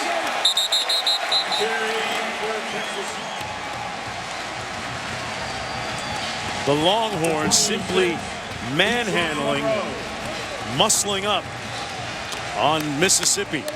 Demoralizing as a defense. When you come out of halftime, you try to get that energy, you get the pep talk coming out, going to get a 3-and-out, going to get the ball back, and all Texas does is operate like they did in the first half. Run, throw, mix, match, inside, outside. And how about the blocks? You see all the Ole Miss guys like Velcro, no one getting off any of those blocks, and the playmakers doing their thing for the Longhorns. That was the third rushing touchdown of the season for DJ Monroe. The extra point good, and Longhorns lead by 28. And an emphatic drive to start this second half. That DJ spinning a lot of top 40 songs with that run. Back with more after this.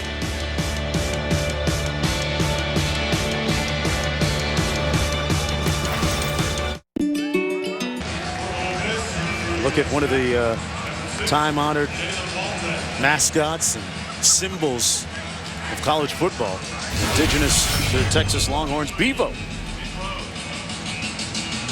5'8", 1800. That's a squatty body right there. Good leverage, good pad level, huh? He's an Aries. In some debate, I was talking on the field beforehand. They said 74 inches, not 72 inches. So his head shrunk, I guess. Bevo's been getting busy. But he travels with his own little piece of turf that they place underneath him, and looking rather sedate right now. It's a long day in the Grove for Bevo. Yes.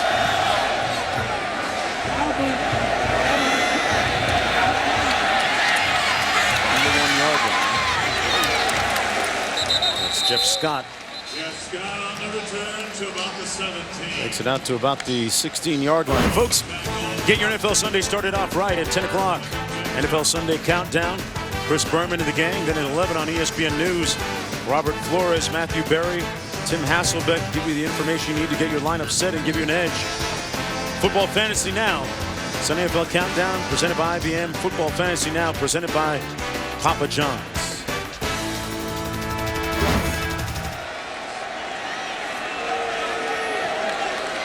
See what Ole Miss can counter with on their possession of the third. Pass complete to Allen, the tight end. Picks up about 8 on the play. Let's go downstairs to Jessica. Well, Mark, I caught up with Coach Mack Brown. He told me defensively he's really proud of how they're playing because, one, they're able to really disguise a lot defensively. Two, the interceptions. They've also been able to force a bad punt. He said what they do need to work on is the speed and not giving up the big plays. And you guys, they are out with linebacker Jordan Hicks, so that's definitely going to be something that'll hurt them. Hicks, Jessica, one of their leaders, the 6'2" junior, but I don't see where they've given up a bunch of big plays outside of the Moncrief. Third down and 2. Wallace up top for Moncrief, catches it. Is that a big play? That would be a big one. Touchdown, Rebels. Complete to number 12. Dante Moncrief and Ole Miss Rebels. 75 yards. That kid can play. There's holes on this Ole Miss roster defensively. There's some limitations with what they want to do. But I promise you, Hugh Freeze is saying that's what we talked about at halftime. Slow the game down, find completions, give your big receivers an opportunity to make a play for you. And Moncrief's going to be a difference maker within this conference. Love his body control and his ability to adapt to that ball. Well done. And a great bounce back pass by Bo Wallace. The T-shirts in the stands tonight read, "Feed Moncrief." Well, he got a mouthful there. And it's 38-17 as they pull a little closer. Back with more right after this.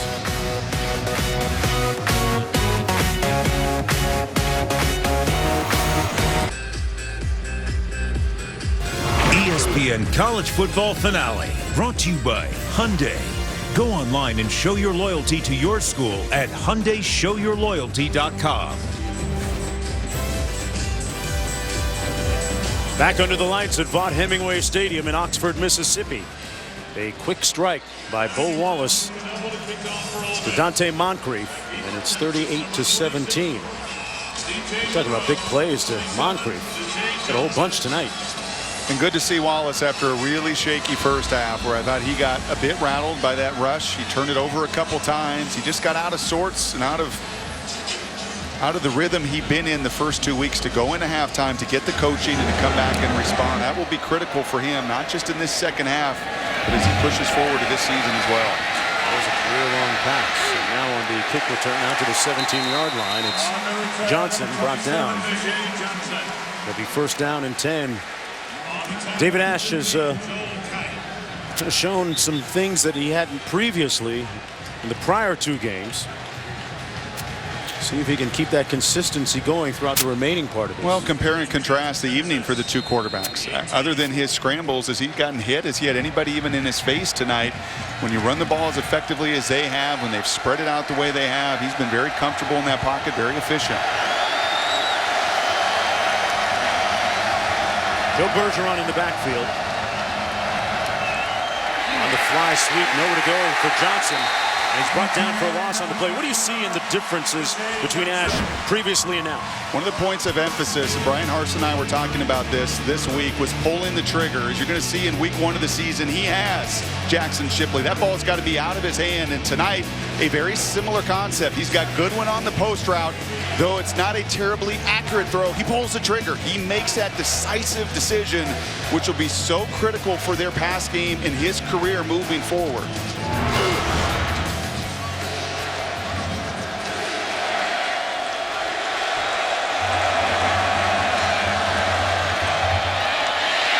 set up the screen on 2nd and 14. Hills got back a good chunk of that yardage after the loss. Jeremy Hills picks up 11. It'll be 3rd and about 3 to go for the Longhorns. A stop here for Ole Miss would be huge, right? Just took the words right out of my mouth. That's exactly right, Mark. You've got to find a way to feel good about yourself defensively. Over the last quarter and a half, Texas has had their way with you. Got to find a way to get off the field. Listen to this crowd. They want to be a part of this thing.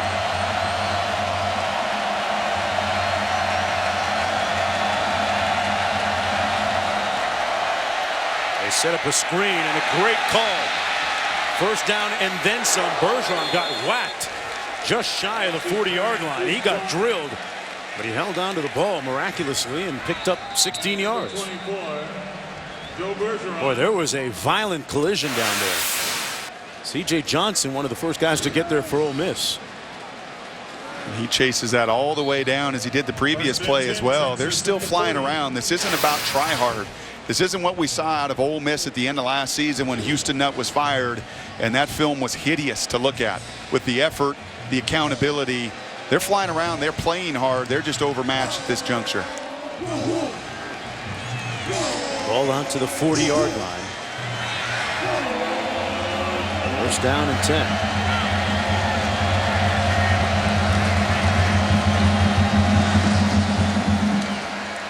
Ash on the short pass complete. As Johnson last week had a 45-yard touchdown catch and run against New Mexico. And he's one of the 3 explosive players that they point to on that offense for the Longhorns, along with Shipley and Marquise Goodwin. 2nd and 3 coming up.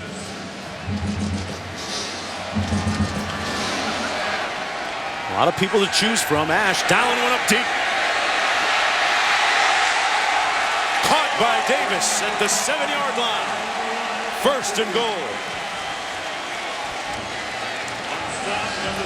Did you see any hesitation that time? That may be the best throw I've seen David Ash make this season and in his career. That's the same post route. It's that same concept that if you want to play us, man, we've got a quarterback that believes in himself to take the shots down the field. 45-yard pickup. Texas hammering away down to the 5. It's Brown. One more look. Look at this post route. He lets it go. And instead of like the one in the first half underthrown, you can't put it in a better spot. That's even with the safety coming from the other end of the field. Look at him finish. You're seeing a quarterback grow up tonight. He's playing so much better down the field than he did the first 2 weeks. What do you mean? It means he's confident. It means I'm going to let this thing go. I'm going to trust that if I get it to that spot, my guy's going to run underneath it. That comes with time and experience. And for this young guy, this is the best he's been. He's made 15 in a row. That was his first incompletion in the last 16 passes. Intended for Daniels in the end zone. It'll be 3rd and goal coming up. You know exactly what it is in your game of pick and roll. It's throwing it up. It's trusting if I throw that lob up there, that he's going to go, Dwight Howard's going to finish it. Those guys are going to go get it. And when you're a young guy and you're trying to see the whole field and everything that's happening and all the responsibilities, just being able to cut it loose. See if he can finish off this impressive drive. Brian Harsin likes what he's seeing. That's the offensive coordinator up top. They run it straight ahead. Touchdown, Malcolm Brown. This is shaping up to be a very versatile, diverse, multi-talented offense for Mack Brown's Texas Longhorns. Yeah, that was straight Bevo. Yeah, no thank you when 225 is north and south and he doesn't mess around. That's his 2nd rushing touchdown of the season, the 7th of his career. Mack Brown has a lot of different tools in his toolbox this year. Bergeron and Brown in the backfield, the way Ash is throwing the ball, a talented group of receivers. Davis's long pass and catch set that touchdown up. And some disconsolate-looking Rebel fans. Been a long day. Grove, though. There's always the Grove. Back with more after this.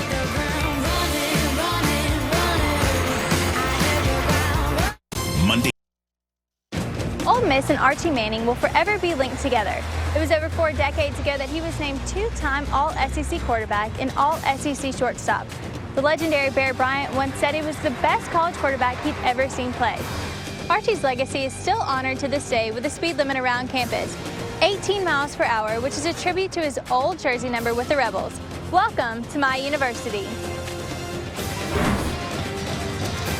And there's a look at Archie prior to the game tonight, enjoying some of the tailgating and some of the socializing here in the Grove area.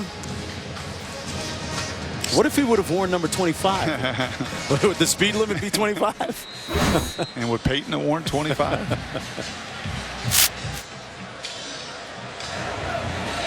Well, Texas answering that Ole Miss touchdown with one of their own, their second one of the third quarter.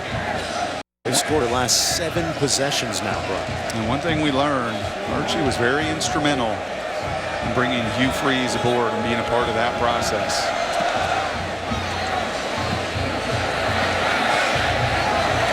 And it's 7-yard. Scott brought down inside the 10. Folks, coverage of Monday Night Football continues next week, 6:30. Monday Night Countdown served by Applebee's. Then at 8:30, Peyton Manning makes his Monday Night Football debut with the Broncos. They go on the road to face the Falcons and their new up-tempo offense led by Matty Ice, Matt Ryan. 8:30 on ESPN. Flag down on the play on the kickoff. Personal foul, number 31, 15-yard penalty, first down.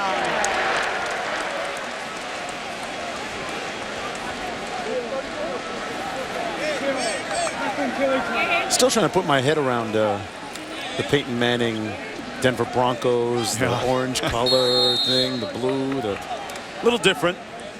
Looked pretty good. He looked pretty good week 1. Sure did. That same number 18. You see the Texas coaching staff still fired up. Still wants to see these guys, and that was Coach Aquina, the secondary coach, wants to see these guys finish in that coverage outside. Eliminate those big plays. Barry Brunetti now in a quarterback, keeps it. Runs it out beyond the 25-yard line. What do you make of the move here? Have we seen the last of Bo Wallace? No, I don't think so. Nope. In fact, he's going to come in here. They're going to have to be careful with him and his running ability. And I'm talking about Wallace because he is a big guy and he doesn't have tremendous bend and flexibility. And we've already seen tonight the wind knocked out of him. He's taken some shots. Brunetti's going to be a 1-2 punch for them this season.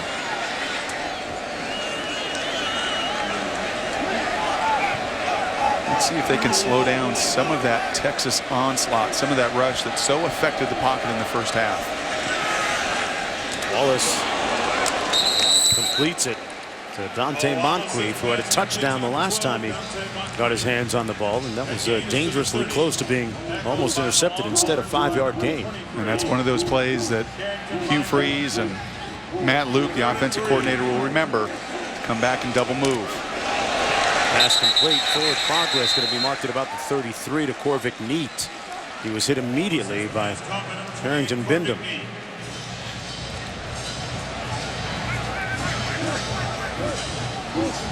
Fourth down coming up. They're going to go for it.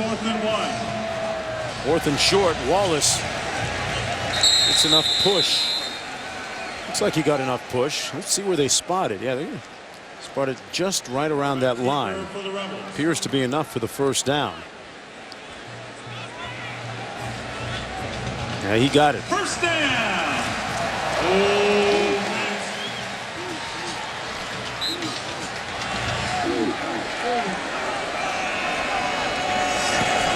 Wallace working out of the shotgun. Completes it to Need again. Across midfield and into Texas territory. And there subtly was a very nice play of your quarterback adjusting and learning and not making the same mistake. They went double move, a little hitch and go, and instead of forcing it in there to Moncrief, as we saw earlier in that first half where he forced that deep ball down the side, he saw the zone coverage that time and went to his secondary read there to get the completion. Jeff Scott in the backfield.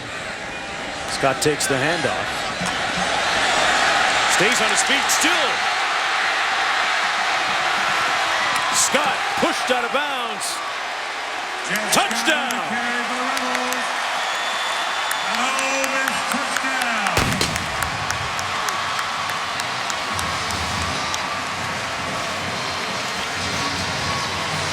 An unrelenting Jeff Scott got a piece of the pylon for the score. Mack Brown was concerned about 3 people with Ole Miss. Bo Wallace, they've handled him pretty well. And then it was Jeff Scott's tremendous effort. He gets the pylon, I think, before anything gets out of bounds. That's going to be a touchdown. 48 yards on that scamper. And his first rushing touchdown of the season. Extra point good, and Ole Miss hanging in. Scott with a great effort. Back with more after this. Well, Jeff Scott scored on the touchdown run a few moments ago, and he did it after blowing a tire early in the race. Let's take one more look. You know you're fast, Brock Heward, when you run out of your shoe, which is what he did here, right? There, he left it behind.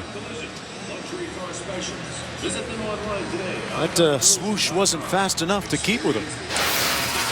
Jeff Scott, a former sprint star out of Miami, Florida. 4'3", 40 guy. They've got a few weapons here for Bo Wallace and Hugh Freeze. Scott's a home run hitter. We've seen Moncrief really all evening. Full arsenal isn't there. They don't have all the balance. They're a work in progress up front. Their defense has some obvious weaknesses, but there are some building blocks, and that's important when you're Hugh Freeze and you're building your program year one. You want to find some of the people that you can trust and build around, and those 3 are difference makers. It's going to be Goodwin. Marquise Goodwin brought down at about the 19-yard line. Folks, Sunday on baseball's biggest stage. Bryce Harper and the Nationals have built a large lead in the NL East. They faced the Braves, who are in the wild card race. Sunday Night Baseball presented by Taco Bell. Nationals Braves at 8 on ESPN. Also live on WatchESPN.com and the Watch ESPN app. This is a big recruiting weekend for Ole Miss. They've got some 30 recruits watching this game, making both official and unofficial visits, and 6 of those recruits, some of the top players in the state. First down and 10. To the 23, it's Malcolm Brown. Let me ask you about that. When you're a recruit, you've been there. How much difference does it make when the school that you're thinking of going to either wins or loses, or is it all about where your hosts take you after or before the game? I think it's about opportunity, and you're taking in an incredible weekend. The atmosphere here and everything with all the buildup was phenomenal. And then if you're a defensive player, you're watching this tonight saying, I can come in and make an impact immediately. Great point. A great pass and catch to Shipley. Jackson Shipley out near midfield at the 47. He picks up 23. Of course, if you hear the surname Shipley, his brother, of course, played at Texas. Jordan Shipley. Jackson, a guy that came in here, came into Texas anyway, hit the ground running. Pretty much had a great feel for the way things worked. That's Malcolm Brown pounding that Ole Miss defense. What about that defense, Jessica? Well, Mark, defensive end Jason Jones came in after that last drive and said, where is your heart? Our goal is about redefining ourselves, and it's all about our heart on the field. Right now, I don't see it. That's what I want to see out of you guys. And you guys also, on the flip side, running back Joe Bergeron in the locker room with a left shoulder injury. That's where some of that depth will pay off for Texas. Right now, it's Malcolm Brown carrying the ball. Brown averaging almost 7 yards a carry coming into the game tonight. Probably get a chance to see phenom freshman Jonathan Gray as well. That's redundant, isn't it, at Texas, when you say phenom freshman? They got a bunch of those seemingly every year. They whistle this one dead.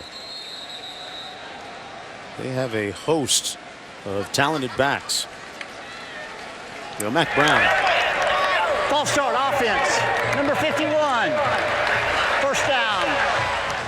A couple of years ago, Mack Brown, he said that he didn't see that 5-7 record coming. That was the worst ever while he's been in Austin. And last year they rebounded a little bit to 8-5, but not quite a full rebound when you look at the burnt orange standards. First and 15 after the penalty. Goodwin motions out to the top of your screen. Try to set up the screen. And that was short-circuited early. He's 2nd and 15. Good pressure up front by Grant. Well, what he was talking about with Coach Brown and seeing what was coming is they were too reliant on just one superstar. It was Vince Young and Colt McCoy, which is tremendous to have, but they lost a lot of their essence and their physicality, and that's why he made the changes on his staff. That's why they've implemented more of this downhill run game, and he wants to be more physical. And on top of the quarterback playing really well tonight, I've seen a little more physical edge. They wanted it this weekend coming into this SEC environment, and his team has responded. 2nd and 15. Ash, a big key of that revival. Davis. Touchdown, Texas, just like that.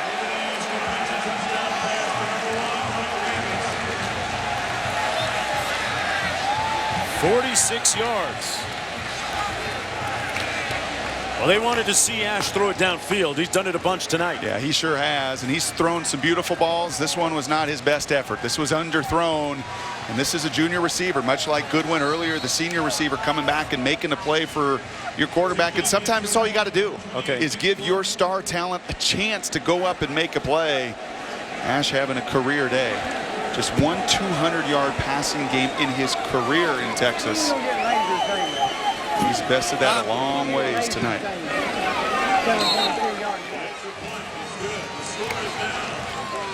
Longhorns 52, the Ole Miss Rebels 24. Well, the extra point good, and 52-24. Things going all Texas's way.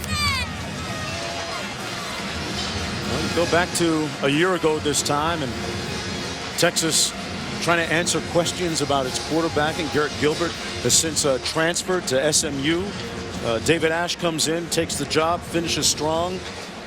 Case McCoy no longer in the equation as the starter. A lot of things have happened at that position, seemingly for the better. I think one thing we've seen in college football, and there's some similarity here between what Florida's gone through in finding a quarterback there with Jeff Driscoll, a young guy after Tim Tebow leaves. Much the same way here with Colt McCoy. So much of the identity. He was everything. He did things that had never been done before.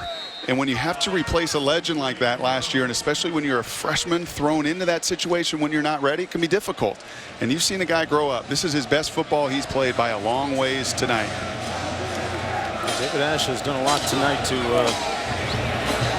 add credence and justify the evaluations and the recruitment the Texas coaches did of him, and this coverage on kickoff return. He marked at the 14-yard line. Let's take a look at what exactly he's done tonight. His stats impeccable.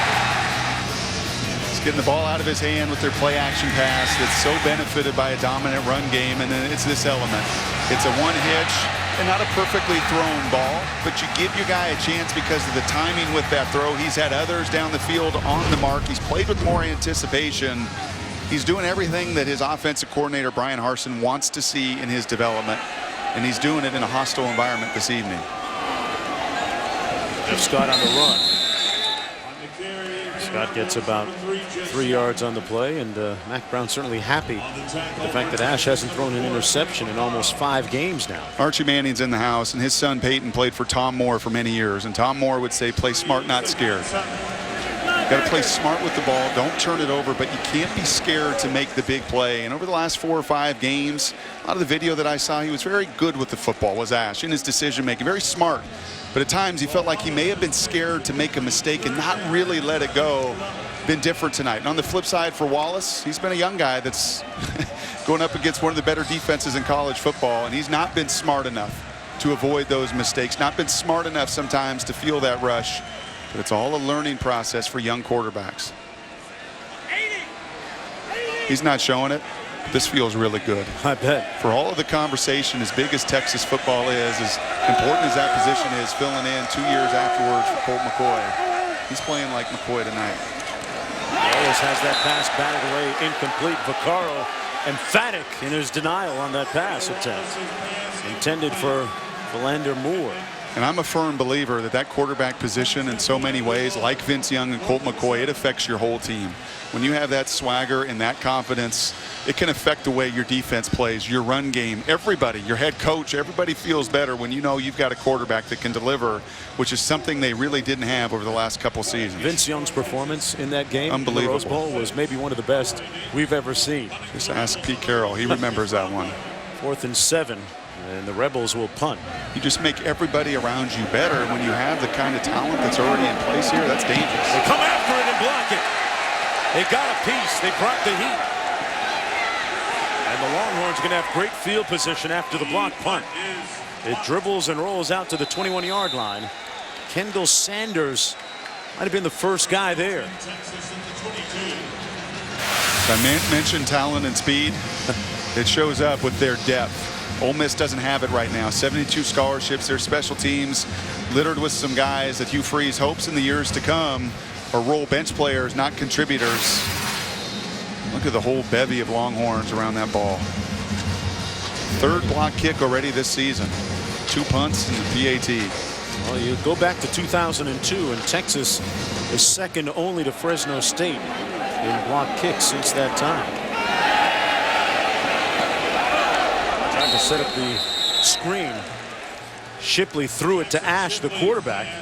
Boy, Brian Harsin picking a good time to try a lot of his little devices and tricks. That one incomplete. Well, you got at Oklahoma State after a bye, West Virginia, Oklahoma. They'll get a nice bye week. Hopefully get some of these guys healthy. And this, you know, look at Harsin in the booth, the 2nd year on the job now, a little bit more firm in his footing. And Diaz as well. You know, Mac Brown brought in 6 new coaches last year as you look at the upcoming schedule. This is Johnson. Johnson is stopped at the 21-yard line. But you talk about rebuilding and retooling a coaching staff. It certainly looks like they're poised and ready to make a good run at it this year under Mac Brown. This is a really good sign tonight when you're playing this well offensively. And let's face it, this is an Ole Miss defense that unfortunately for them is going to happen a bunch this year. When they face offenses that can run it and can throw it and have a mix. And there you see Bo Davis and very talented defensive line group. 3rd down and 8. Up top, Davis couldn't quite get to it. There's a little bit of contact down the sidelines, but no flag, and it's 4th down. Well, they can always work on their place kicking, I guess. It's one area of concern. Mac Brown has a sign in his office that reads "Complacency kills," and took a good look at it a couple of years ago when he decided to retool his coaching staff with those previously mentioned 6 new coaches. And he told me it was kind of a perfect storm of circumstances, kind of a good time to do that. Will Muschamp moving on to Florida. And now in comes number 28, Nick Jordan, to attempt this field goal from 37 yards out. Well, as I mentioned, they do have the place kicking game to work on still. That one goes wide. That's the one element when they get into some of these big games. They're going to need Anthony Farrah, the transfer from Penn State, to come in here. They're counting on him. Nick Jordan, just a true freshman. He's had a rough go of it. Has not made anything above 40 yards this season. Now just 2 of 5 coming in tonight. But they have the bye week, and hopefully they can get some of the guys that get nicked up tonight, including their linebacker Jordan Hicks, who's left this game. And they need that special teams, because we know, and we've already seen in college football, you need to count on that kicker in the clutch. 9 seniors on that Texas 2 deep roster. Wallace wisely throws it out of bounds. It'll be 2nd down and 10. Bo Wallace started at Arkansas State, went to Eastern Mississippi Community College, and then was recruited by a bunch of high major programs, deciding on Ole Miss. And he and Coach Freeze have a lot of equity in their relationship built up going back to his time at Arkansas State. A time when Coach Freeze would put Bo Wallace on the phone with his mom and make him explain to his mother one of his transgressions and why he had to run the stairs of the stadium. There's Mackey on the run. Brought down after a couple-yard gain, but they've been through some adversity already, and that only makes the relationship stronger. Both of them agreed to that. And we were at Arizona State a week ago where Todd Graham talked about accountability and some of the steps that he's taking to develop that. And Coach Freeze, very similar vein yesterday. Showing up to class as the head coach, trying to create some personal accountability within his team. Something he felt like was desperately missing with 25 ineligible players last January. 3rd and 8. That pass picked off. His 3rd interception of the night. That was Diggs.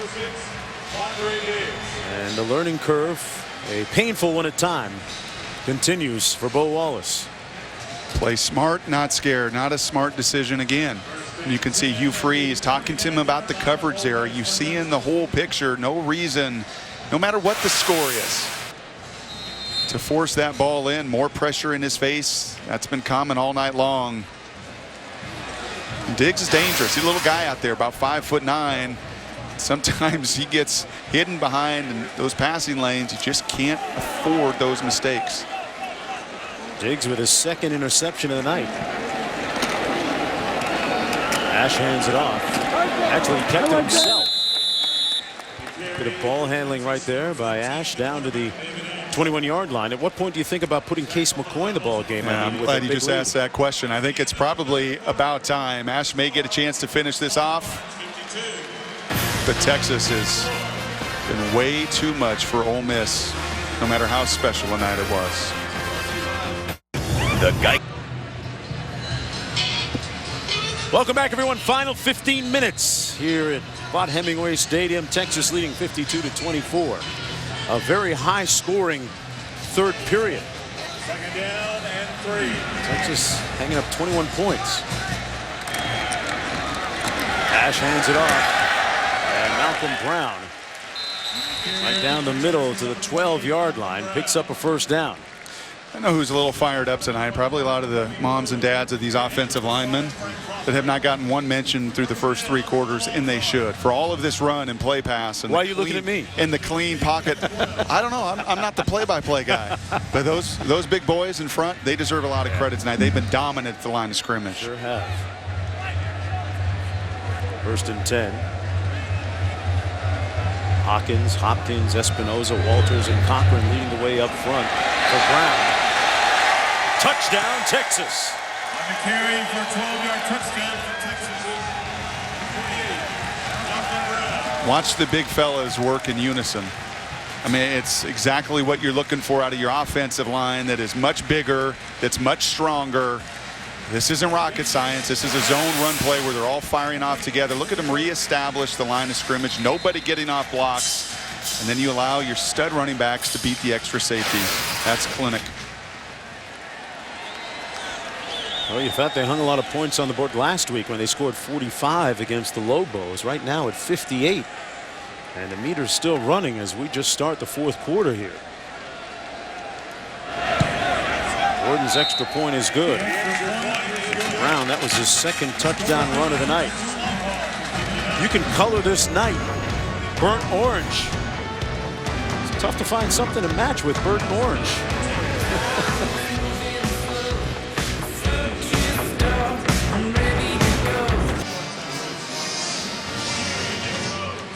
Well, the crowd thinning out a little bit as we get underway again in the 4th quarter. 59-24 after that last touchdown by Malcolm Brown. And the Texas Longhorns came in here for the first time ever and looking very impressive at both ends, offensively and defensively. And for the sophomore quarterback from Ole Miss, Bo Wallace, it's been a rough night. 3 interceptions. 2 of them in the first half, resulting in 14 Longhorn points. From the goal line, it's Walton. Finds a seam, and a nice run. Walton slammed on the brakes. Walton! Touchdown, Rebels! Wow!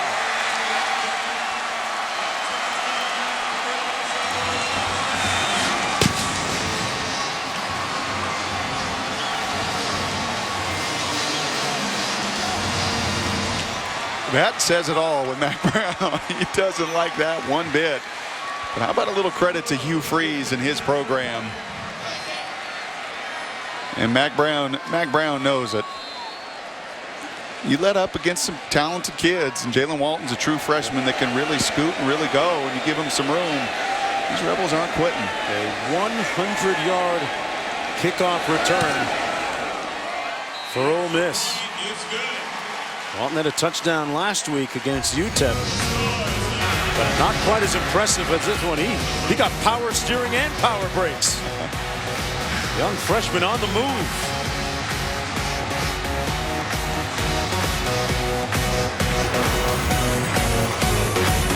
You know, I sell tools. ESPN College Football Finale, brought to you by the U.S. Postal Service and Volvo, Scandinavian luxury designed around you. Well, you never know what's going to happen on a kickoff now. Stay tuned after that 100-yard kickoff return by Jalen Walton. He's, made it a 28-point game. And that last little bit of video is giving Mac Brown a starting point for his locker room talk. He's looking to coach his guys up a little bit. Texas next week has a bye week. They take on Oklahoma State. This went into the end zone. And folks, remember that next week, hey, College Game Day will be in Tallahassee, Florida, state capital. It's Florida State taking on Clemson. Host Chris Fowler, joined by former Florida State guy Lee Corso right there. Kirk Herbstreit, Desmond Howard, David Pollack, Tom Rinaldi, Samantha Steele from the shadows of Tennessee Street. And the ACC has a little bit of work to do. Florida State, Clemson, I think on top, especially with Virginia Tech's devastating loss today to Pittsburgh. And I don't think anybody saw it. As bad as Pittsburgh looked the first 2 weeks. One of your premier programs in the ACC going down. It's still David Ash in at quarterback. And Malcolm Brown getting the bulk of the carries with Joe Bergeron, or Jessica Mendoza reported has gone into the locker room to be examined by the athletic trainer. How about before that snap? 272 rush yards, 271 pass yards for a head coach that told us he would love to be 50-50 balanced. That is about as good as it gets through 3 quarters of play. That's the model and the blueprint that Mac Brown is looking to follow. 2nd down and 2. A couple of tight ends, 2 wideouts. Power football lining up. And it's Brown again out to the 40. Hey, Malcolm Brown with some pretty good stats. He was averaging almost 7 yards a carry coming in. Malcolm Brown does not mess around. He is one direction, one cut. What I love is look at those shoulders. You talked about the power steering. That thing is set with him. It's straight downhill. 20 rushes tonight for 126 yards, a couple of touchdowns. Son from a military family, as folks on the base in San Antonio. Watch this offensive line. Watch them lock onto their blocks. That's what they do here, and he's tripped up after a gain of about 2. You know, the coaches actually shut Malcolm Brown down after 10 games last year. He had a really troublesome turf toe injury, which they decided would be better off not being stressed on, and they shut him down, but showed a lot of promise as a freshman last season.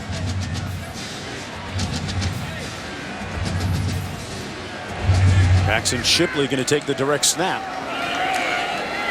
Hands it off to Jonathan Gray, the true freshman, another one of those talented running backs in the stable. Mac Brown in his 15th year at Texas. You know, he told me recently that he's back to doing a lot of the things with the kids that he used to do and not really concerned with how documented his life is anymore, and really seems to be enjoying college football again. Not that he wasn't before, but embracing it a lot more. 3rd and 5.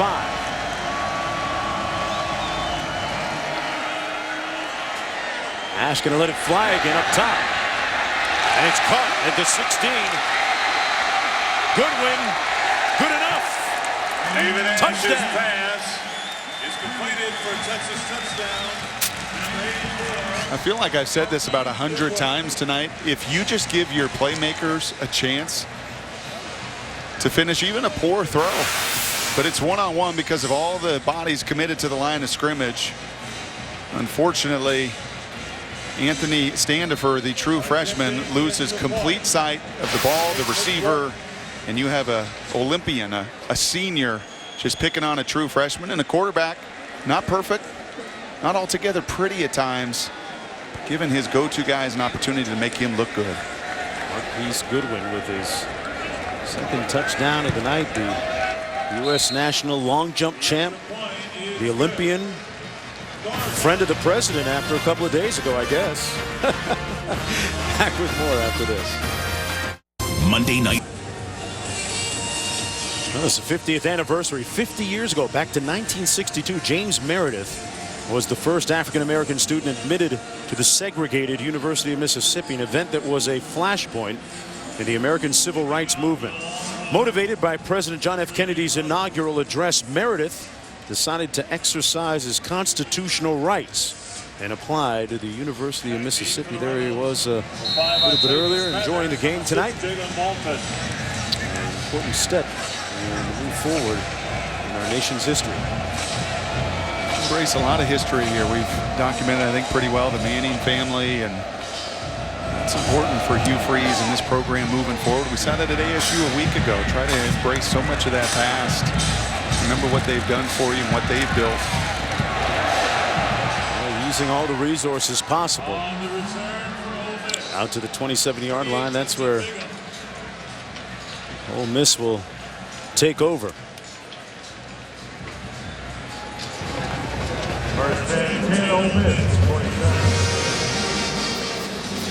With as challenged as their defense has been tonight, I would expect Hugh Freeze to look at this situation, and he's going to put in the backup quarterback in Brunetti and try to find a way to run some clock, I would think, and not continue to expose that defense that just had no answers this evening.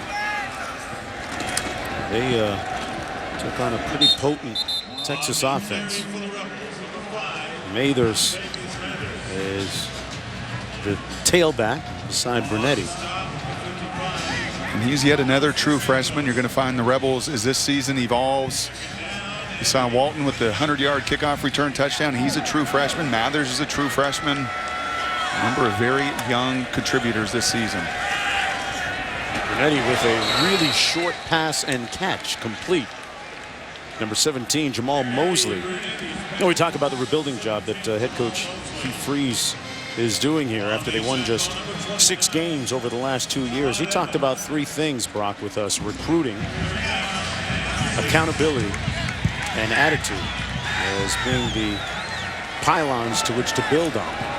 As Brunetti hands it off. Nice run by Mathers, the freshman, and a first down.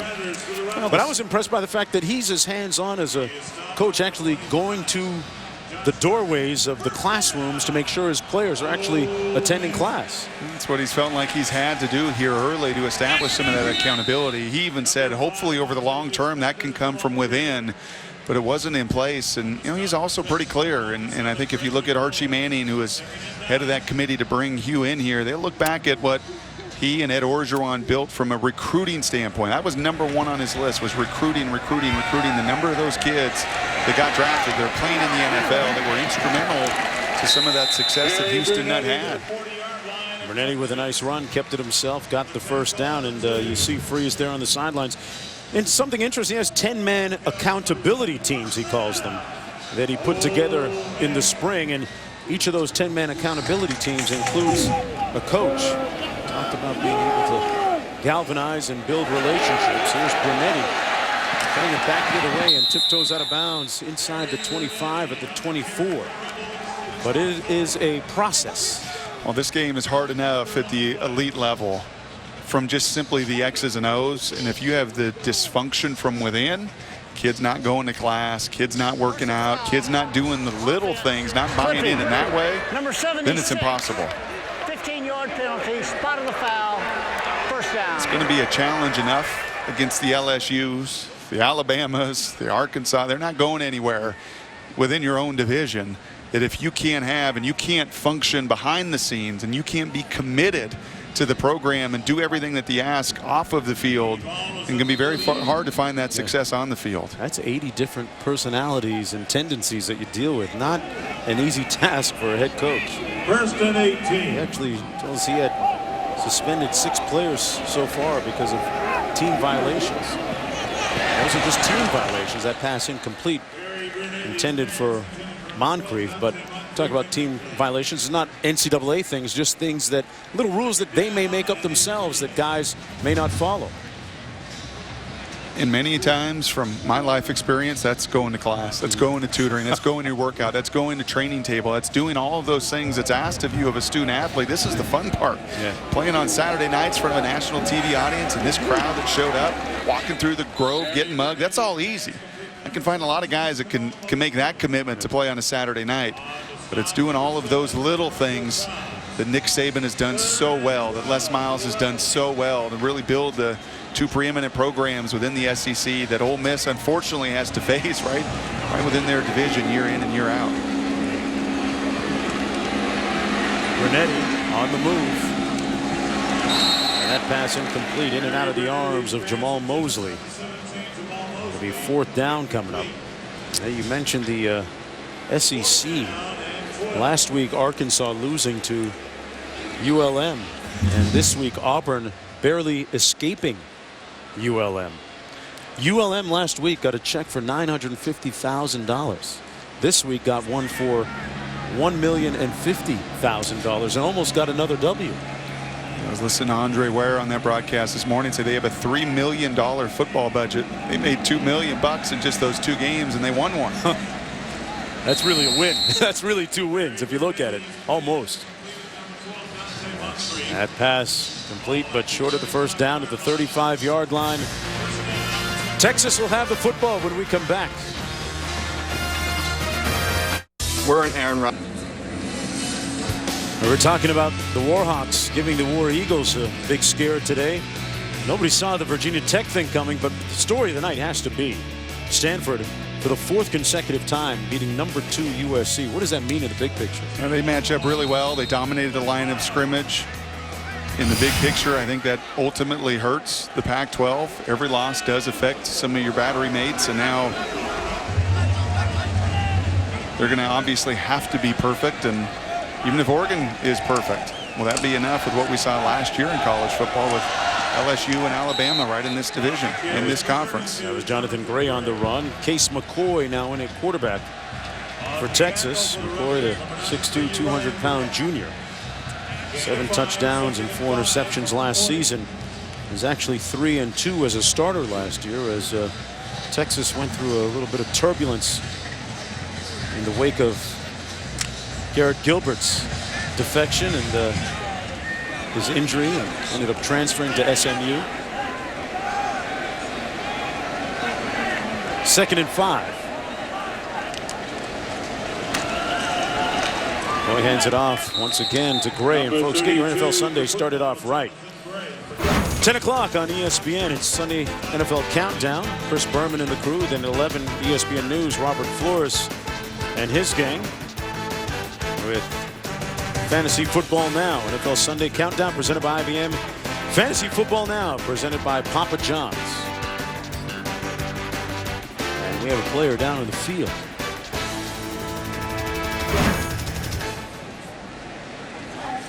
Third down and 2 coming up, about 7.5 to go. It has been a laborious, workman-like night for Ralph Williams and that Rebel defense.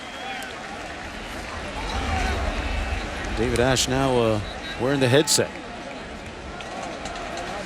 Career night for David Ash. As I referenced earlier, just one 200-yard passing game. Not a 300-yarder to be found until tonight. And really spread the wealth. Was effective, was efficient, was accurate. Had the help of his buddies on the outside when he wasn't particularly accurate to at least keep the ball in bounds and to go up and high point them and be difference makers. Yeah. Asha 19 of 23, 326 yards, and I forgot to mention the 4 touchdowns.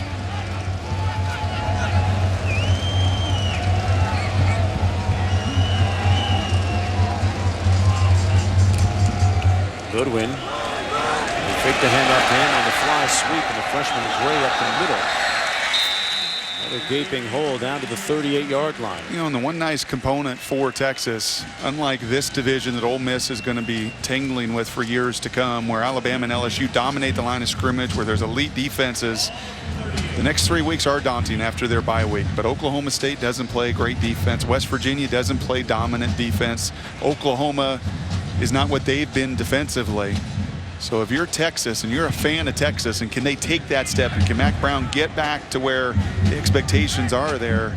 Well, if they are any semblance of this kind of offense against those defenses, you like their odds. Jones in motion. They hand it off again over the left side. Down to the 29-yard line. Jonathan Gray again running behind Hopkins, Espinoza, Walters, and Cochran from left to right on your offensive line. Now you actually get some sprinkle of some young kids too. Kennedy Estelle, the left tackle, true freshman, 6'7", 300. Really another point of emphasis. Flowers, the redshirt freshman. Mack Brown's also playing these young kids. Played them all last year. Going to play a bunch of them this year. Different than 5 years ago, 10 years ago, 15 years ago when he started.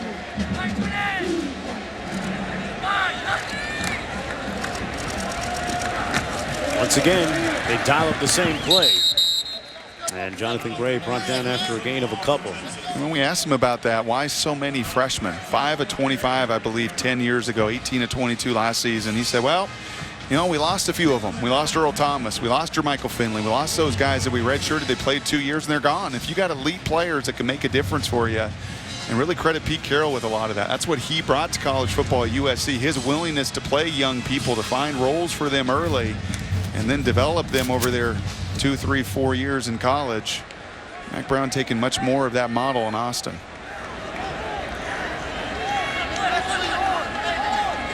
Little ace formation, 2 tight ends and a couple of wideouts. Timeout. Texas. It's a Brown going to use 30-second one of his timeout. timeouts.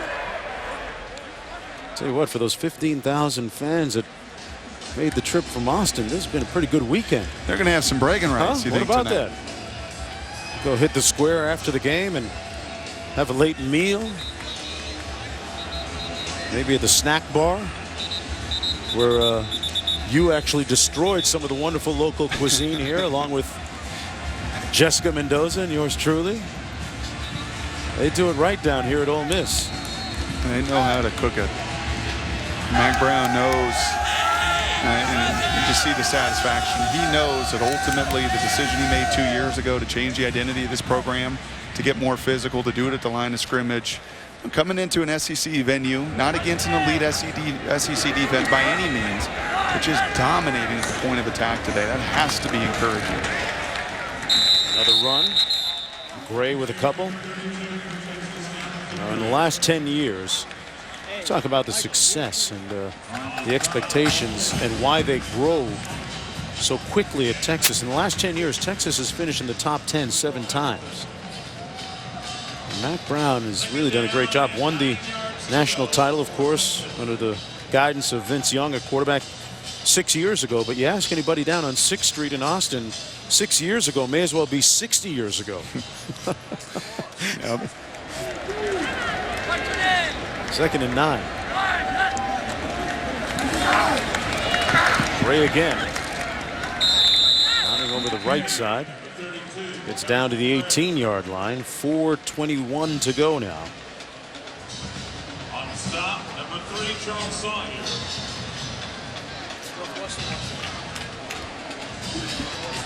Yeah, the expectations don't change, do they? When you've won it and that bar is set as high as it is, and you've been one of 3 programs in the history of college football to have 9 or more consecutive 10-win seasons.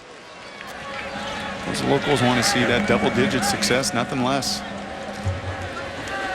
3rd and 5.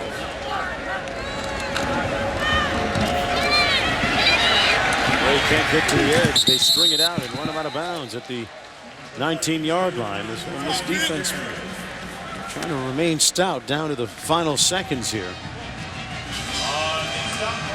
You don't see any field goal team. I think a sign of some respect and some class for Mac Brown. It'll be 4th and about 6 to go from the 18-yard line.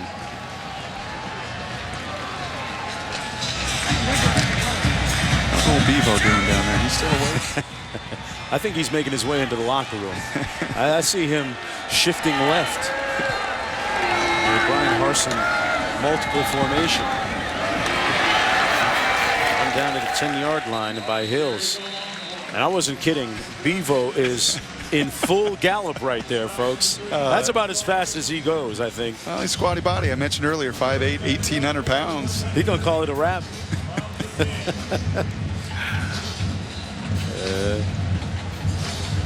Old Bevo is going to have a nice 9-hour drive home, short flight home, bye week next week, and get ready for the next 3 weeks that really will, in my opinion, define this season for Texas. Yeah, Oklahoma State up next on the docket for the Longhorns after the bye week. Yeah, and Wes Lunt knocked out that game at Oklahoma State early. Their true freshman quarterback. West Virginia's been on fire offensively. We all know about the Red River rivalry. At the 5-yard line, it's Jeremy Hills. Hey, speaking of West Virginia, Geno Smith, after an impressive start this year, has to figure in the Heisman equation a little bit more now that USC perhaps has lost, right? How does that affect it sure does. his Heisman hopes? You put Matt Barkley, unfortunately, it was all about finishing an unfinished business and finishing it out. And he joins the class now of Andrew Luck, Sam Bradford. These elite quarterbacks come back for that final year. And the margin is so thin to find that success. They couldn't run it tonight. USC couldn't establish anything offensively at the line of scrimmage, and Stanford got them for the 4th straight year. Run it. And a show of character right there by the defense, denying Roberson the touchdown, and ends up in the bushes. Well, it may have taken 3 or 4 Rebels. Maybe just 2, but they took care of business. Rebels not beating around the bush tonight.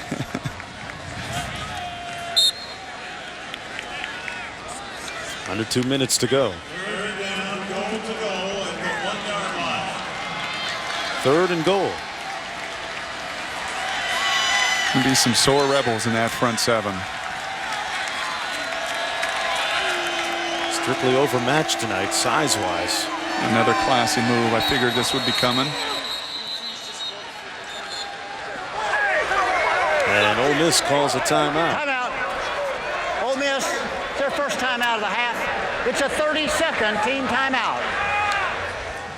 Hey, folks, coverage of Monday Night Football continues next week at 6:30. It's Monday Night Countdown served by Applebee's. Then at 8:30, Peyton Manning makes his Monday Night Football debut with the Broncos. They go on the road to face the Falcons' new up-tempo offense led by Matt Ryan. Monday Night Football, Broncos-Falcons, Monday at 8:30 on ESPN.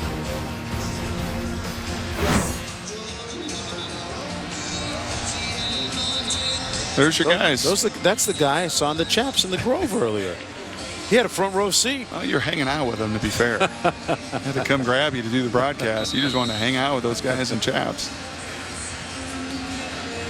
I tell you, I don't have any burnt orange in my wardrobe, but I might have to give it a shot. Try. Hey, how about Texas tonight? Oh, by the way, 682 yards, second most in the history of Texas football. A first to come down and venture into Oxford to play a game.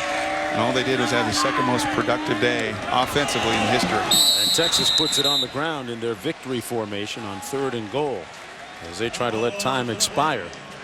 Classy move by Mac Brown.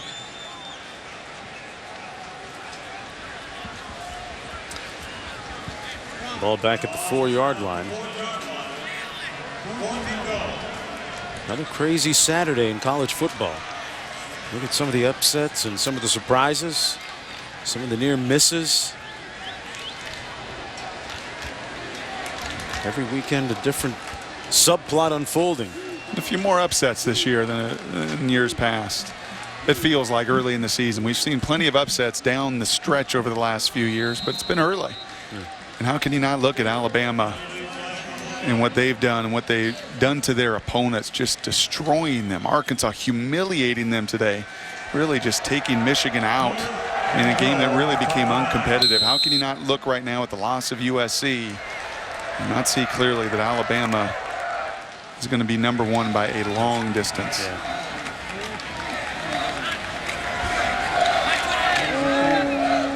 Back at the 10.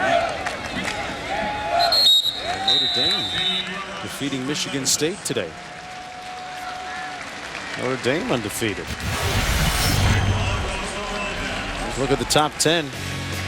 Out goes SC, out goes Michigan State, right underneath them, out goes Virginia Tech.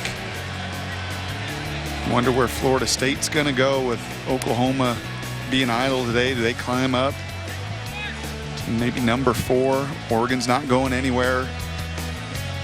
We get a good look at Georgia next Saturday in Athens against Vanderbilt. Rick's team undefeated at 3-0. And you're going to see 1-2 where they finished a year ago. It's going to be Alabama and LSU at the top of the polls. A bit of SEC flavor seemingly all the time. 30 seconds to go. Well, credit to David Ash. His coaching staff wanted to see if he could respond to an adverse climate. They knew it would be emotional and hostile coming into Oxford, and he did. He answered the call. He threw it down the field. Mack Brown, I promise you, we'll talk about the balance they had offensively and loves what they did at the line of scrimmage. Just a dominant effort tonight. Well, Hugh Freeze will have better days. Mack Brown's team improves to 3-0 on the season. Their 6th consecutive 3-0 start as they win it convincingly 66-31. SportsCenter's coming up next. Stanford upsets USC, one of the major stories of the day. For Jessica Mendoza, Brock Hewitt, I'm Mark Jones saying good.